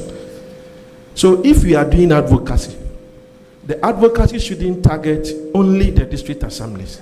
If you want to follow the money, we must follow the money in Accra. The 80% you are keeping in mineral income investment fund, how does it benefit the woman in the village? How does it address gender issues? These are the critical issues. And then even the MDF law, which came up to solve the problems in the communities, it has an ally that defines no ally. No regulation. No, there's a formula. There's a guideline, right, about how the money should be distributed. So the 10% that is kept at MDF, only 20% of that money goes into the community development scheme. The other 30%, they send some of the money even to the Ministry of Lands and Natural Resources, to Geological Survey Authority, to Minerals Commission. All this money, how do we track? They say they are doing research. What are the findings? Which areas are they focusing? So we need to follow the money. If we focus our attention on the money that goes to the district assembly, we'll never see development. Because some assemblies are receiving 50,000 Ghana cedis as the investment from the MDF. So the money goes, and for the people in the community, they are like, oh, mines has given money to the district assembly to help us, and they are not helping us. So they send all the advocacy target only the district assembly. We need to educate the people to understand how the money is distributed so that we can follow the money wherever it goes. Finally, I have a proposal. If we really mean development in the mining communities, why don't we swap, put 20% in MIF and then 80% in the MDF? Thank you. You have a follow-up. Follow-up, and then we can come to the panel.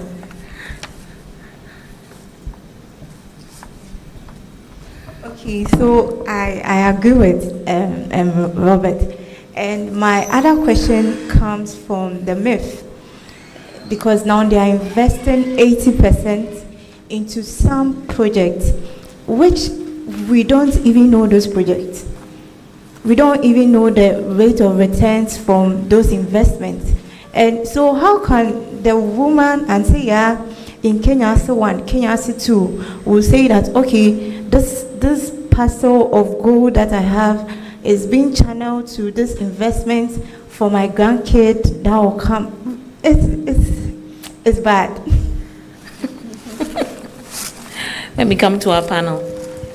Okay, so a good friend of mine said, in exams you attempt. So I will attempt. So for the question on, the one that directly came to me, I have to say, was on how we bridge the gap between information that's from the Ministry of Finance down. He talked about the budgeting process, but at the ministry level, it actually starts from the grassroots, which is the MMDAs and MDAs, depending on their constituents. So for MMDAs, as an example, they have what we call the medium-term plan. They are supposed to advertise or invite the public to come for the meeting, make their inputs. Even after that, they have to engage on priorities. Which one comes first? So I was giving the example of my district issue. I was asking them if the medium-term plan showed us the priorities. And I know the road in my community will be well done, say, in November, and we are meeting in, say, April. I won't be asking you, why haven't you done my road? Because I know it's not time. So that is for me where the engagement is. And I have to admit, both citizens have a role to play. In anything, we have a responsibility. I remember when the Adenta Municipal Assembly shared invitation for planning, I was out of the region. So I actually shared this on my church platform and added the note that we have to make sure everybody who could make time should attend and make input into the plan, because it's based on the plan that they will develop the community. I came back and followed up. Nobody attended. I can't say the reasons, but I mean, from my side, I would say the assembly did what it could, because they were using Landlords Association and other platforms to send out the invite. There's still gap for me. They could have also used the churches and the mosques and other platforms that were available to engage the people. I mean, that has been my setback. I mean, my complaints to the assembly all the time, that these are platforms that exist. Even if they don't come, when you are done, use that same platform to let them know what you have decided on. Use that same platform to let them know the planning, the priorities. Use that same platform. When you are missing your plan, let's assume the DCAF doesn't come on time, MDF money to the assembly doesn't come on time, and projects have to stop or need to, they don't update the community. I mean, use different platforms, and that sometimes doesn't even cost. You can schedule. I ask myself, maybe I'm not there, so, but I still ask that question. What do the community development officers, I think that's the name for the assembly officials, what do they do on a regular basis? If you list all the churches or the mosques also in your district and say Muslims go to mosques on Fridays, Christian Sundays, visit a number of them every Sunday, Fridays, you could be able to cover your district. And as much as you can reach each person, that's room to reach a lot of people. And there's cascading effect. They will tell others, and so everybody will get to hear. What's the role of the people we vote for, the unit committee members? It's only election that you see them. Apart from that, you don't see them. So, in fact, in principle, we have structures and mechanisms to reach out to people, but they don't make use of it. For me, there should have been sanctions, but the sanctions are not there because they are also not resourced. So, if you employ me and you don't give me the resources to do my work, how can you come and punish me if I don't do my work? Ministry of Finance will still come back. Unfortunately, we say our revenue is limited to meet all the economists will tell you can't meet all your wants.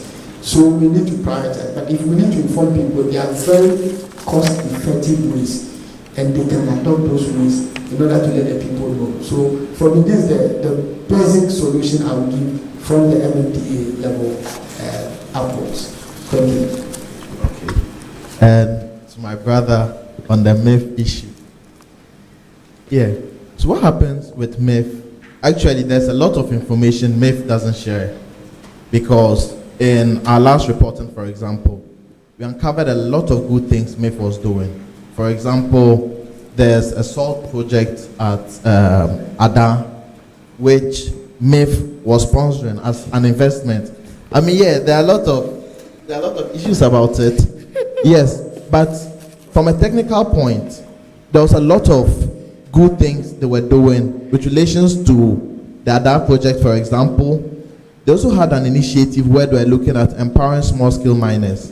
So they had a facility where you go to them to get money to undertake mining activities, which were very good. But I think where the problem is how they engage citizens, because there had been issues raised as to how do you select, for example, the small-scale miners you give support. How do you select them to undertake the mining activities, and how do you give them the money? That's not known to anybody. The Ada Salt program like this, the question was, how did you select the person? That is information that's not known to anybody. And so yes, there are issues that need to be questioned because there's no clear transparency. But regardless of that, you could see that there's a lot of diversification which will lead to additional revenue maximization. So if you ask me, why take 80% and send it to a community when you could equally use that to invest in projects that will generate a lot more of revenue, and at the end of the day, you use it to the benefit of the entire country. And to that, I agree with Jacob's point about the Mineral Development Fund Act. They should look at how we can be able to say that as a result of the Mineral Development Fund Act, you are supposed to put the money into activity A, B, C, D. And if it happens that way, I can assure you that the whole conversation will be different. Because it's not really about the percentage. Because if you look at 20%, 20% will depend on the total amount you are taking the percentage of. 20% could be significant. If the total amount you are raking in is little, then it will be insignificant. So if the communities themselves are able to, let's say, instead of things like clearing of refuse, then they say that let's use that money to invest in infrastructure. You are building schools, you are building hospitals, you are giving them good road and things like that. In the long run, you'll be sure that these mining communities would have an improvement of their livelihoods. But if you decide that you should rather take a chunk to these mining communities, then what happens to our economy as a whole? Because you'd bear with me that a lot of our dependence is on the revenues from the extractive sector. So if you decide to now change this formula, you'll be struggling as a country. Beyond that, another thing I would also suggest is that we should rather be focused on formalizing the small-scale mining sector. Because the small-scale mining sector has the tendency of raking a lot more of revenue. But we are in there, and because of the informal nature of it, we are laid back. For example, when you go to Tanzania, in Tanzania, for example, they have what they introduced as a market model, where, for example, you go to Geita in Tanzania, which is a mining community. They have a centralized market in Geita, where all mining activities happen at that market. So, for example, royalties are immediately deducted. The community gets its share before it even goes to the central government. And all of that is being monitored from that local market. And so if you have such a policy in Ghana, for example, as the new government is looking at introducing this gold board, as part of the things gold board could do is running that kind of a market system within communities, then we'll be sure that communities would derive a lot more benefit than they are doing now. And preserve our resources. And there's also something to be said about, because when you raise the electrochem issue, I mean, that raised flags. Yes, it's a controversial, because one of the things that we have argued is that that project is taking away livelihoods of thousands of women. So if we are now investing in a project which is depriving women of their livelihoods, is that a project that we want to support? But we can have a different argument about that.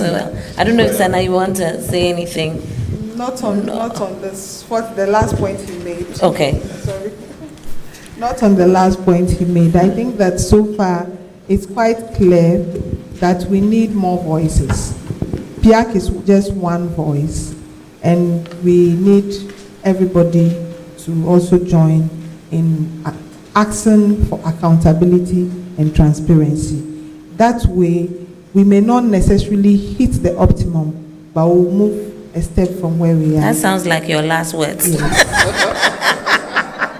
But before you give your last words, let me find out if anybody else has a question that they would like to ask. Okay, so then we can ask for last words from Jacob and Fadil. So just turn to the person beside you. Would you want to be a voice on this? Yes, we're all wanting to be voices. So we all need to be voices to make the story better. Thank you. So last words. Pauline, on the lighter note, when you called or set up this panel, I said, when it comes to money, the men are more than the women, taking you out. When it was the issue with the parenthood gender, you get the women being more than the men. Just on the lighter note. So you see, the men are in charge of the money. And that's the reality when you go down to the grassroots, even from the top. We need to find a way of including women in every aspect, and we need to be conscious about it. We can't leave things to chance. Unfortunately, in Ghana, if you don't codify things and you decide that, by explaining it, a group of leaders will take this decision, it will shock you that somebody will come and erode all the progress we have made. So for me, it's going to be a long fight to say, amend the MDF or the PRLA, but we should start something. If we don't do that, nothing will be done. Let me put it that way. And that's even why we have the Constitutional Review Commission. We know when we leave it to politicians, things like voting for MMDCs may never happen. We need to find a way of forcing it into our law. So we need to also start that journey. Apart from that, I would have said accountability, yes. Transparency, we are doing well. We are having a lot of information coming out. The challenge with that is to make it gender sensitive. But accountability is what we lack. PIAD, KT, the others are reporting. The accountability institutions are not taking up the gaps that are coming in, especially for us anti-corruption issues and prosecuting people. And when people are not being punished or laws are not being enforced, then the bad thing will continue. So for me, that would be my closing remark. Okay. And for me, as a way of closing, I would encourage that we should have several more of these kinds of engagements. You see, I got heed of this engagement at a latter moment yesterday when my boss told me that I needed to come here for this program. Then I look at the program, I look at it, and then I ask her, isn't this a woman thing? Then she says that, yes, but you could equally also contribute to things that will benefit women. And yes, coming in here, I have learned a lot from everybody. The presentations, the panel discussions, it's been very educative. And for me, it should go beyond this room. For example, if we had a media house capturing the entire session, letting the entire citizens know that there are these things that need to be done to ensure that there's an improvement in the livelihood of women, for me, it would be marvelous. And so I thank the organizers, and I thank you all for listening, but I would encourage you that please, let's try to do this a lot more, and let's try to, broaden the audience by maybe bringing in the media or something. Thank you very much. Thank you too. And I think the points made by both Jacob and Fadil about, just their involvement, it's something that as women's rights organization, we've been talking about forever. And it's very nice that your boss made you come. Same here. Same here. And next time, we hope that your female colleagues who are also there will join you to come so that we can see women in action in the finance and integrity sectors. I thank everybody for not sleeping, for being very wide awake, because I see you are very, very wide awake. And I thank you. And is there any other thing? Cynthia? So we'll hand over to Vivian. Thank you all very much. Thank you too.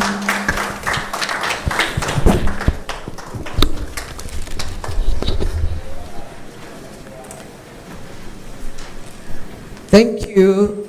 I think they deserve a better round of applause. It's been a great session, great highlights and takeaways, ushering us into tomorrow. The day has ended. Or see? No, we are going home. Or we are going back to work. This is where we see the civil servants and the private sector. But ladies and gentlemen, thank you so much. It's been a great day from the opening all the way to our presentations, our keynote speaker, and our panel discussions. Tomorrow will be exciting as well. I'll just run you through quickly tomorrow what we'll be doing. We'll have a number of panel discussions, a documentary. The documentary will be on women in the trenches, surviving in the small-scale extractive industry. That will be very interesting to watch. Then we'll have a panel discussion on women work and well-being in the extractive sector. And then we'll also have group presentations and recommendations as well. So please, we'll see you tomorrow at 8:30. Today, we didn't start on time. We did the Ghana time today. Tomorrow, we won't do the Ghana time. We'll do the British time.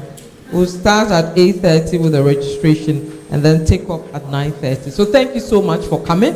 We'll see you tomorrow. Please take a card of somebody and make sure by the time you leave here, at least you know 3 more people. Tomorrow we'll test that. Yes. So make sure you leave knowing 3 more people. At least you can do everybody, that's fine. But so I'm going to start.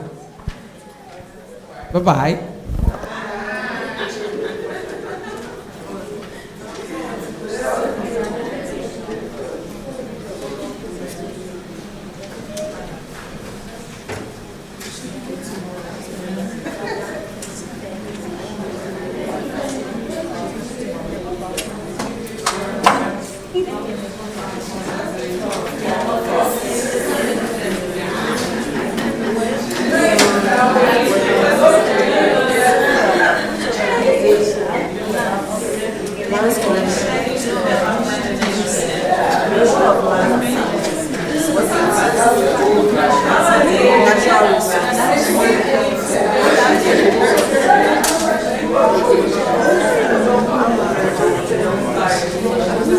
Natural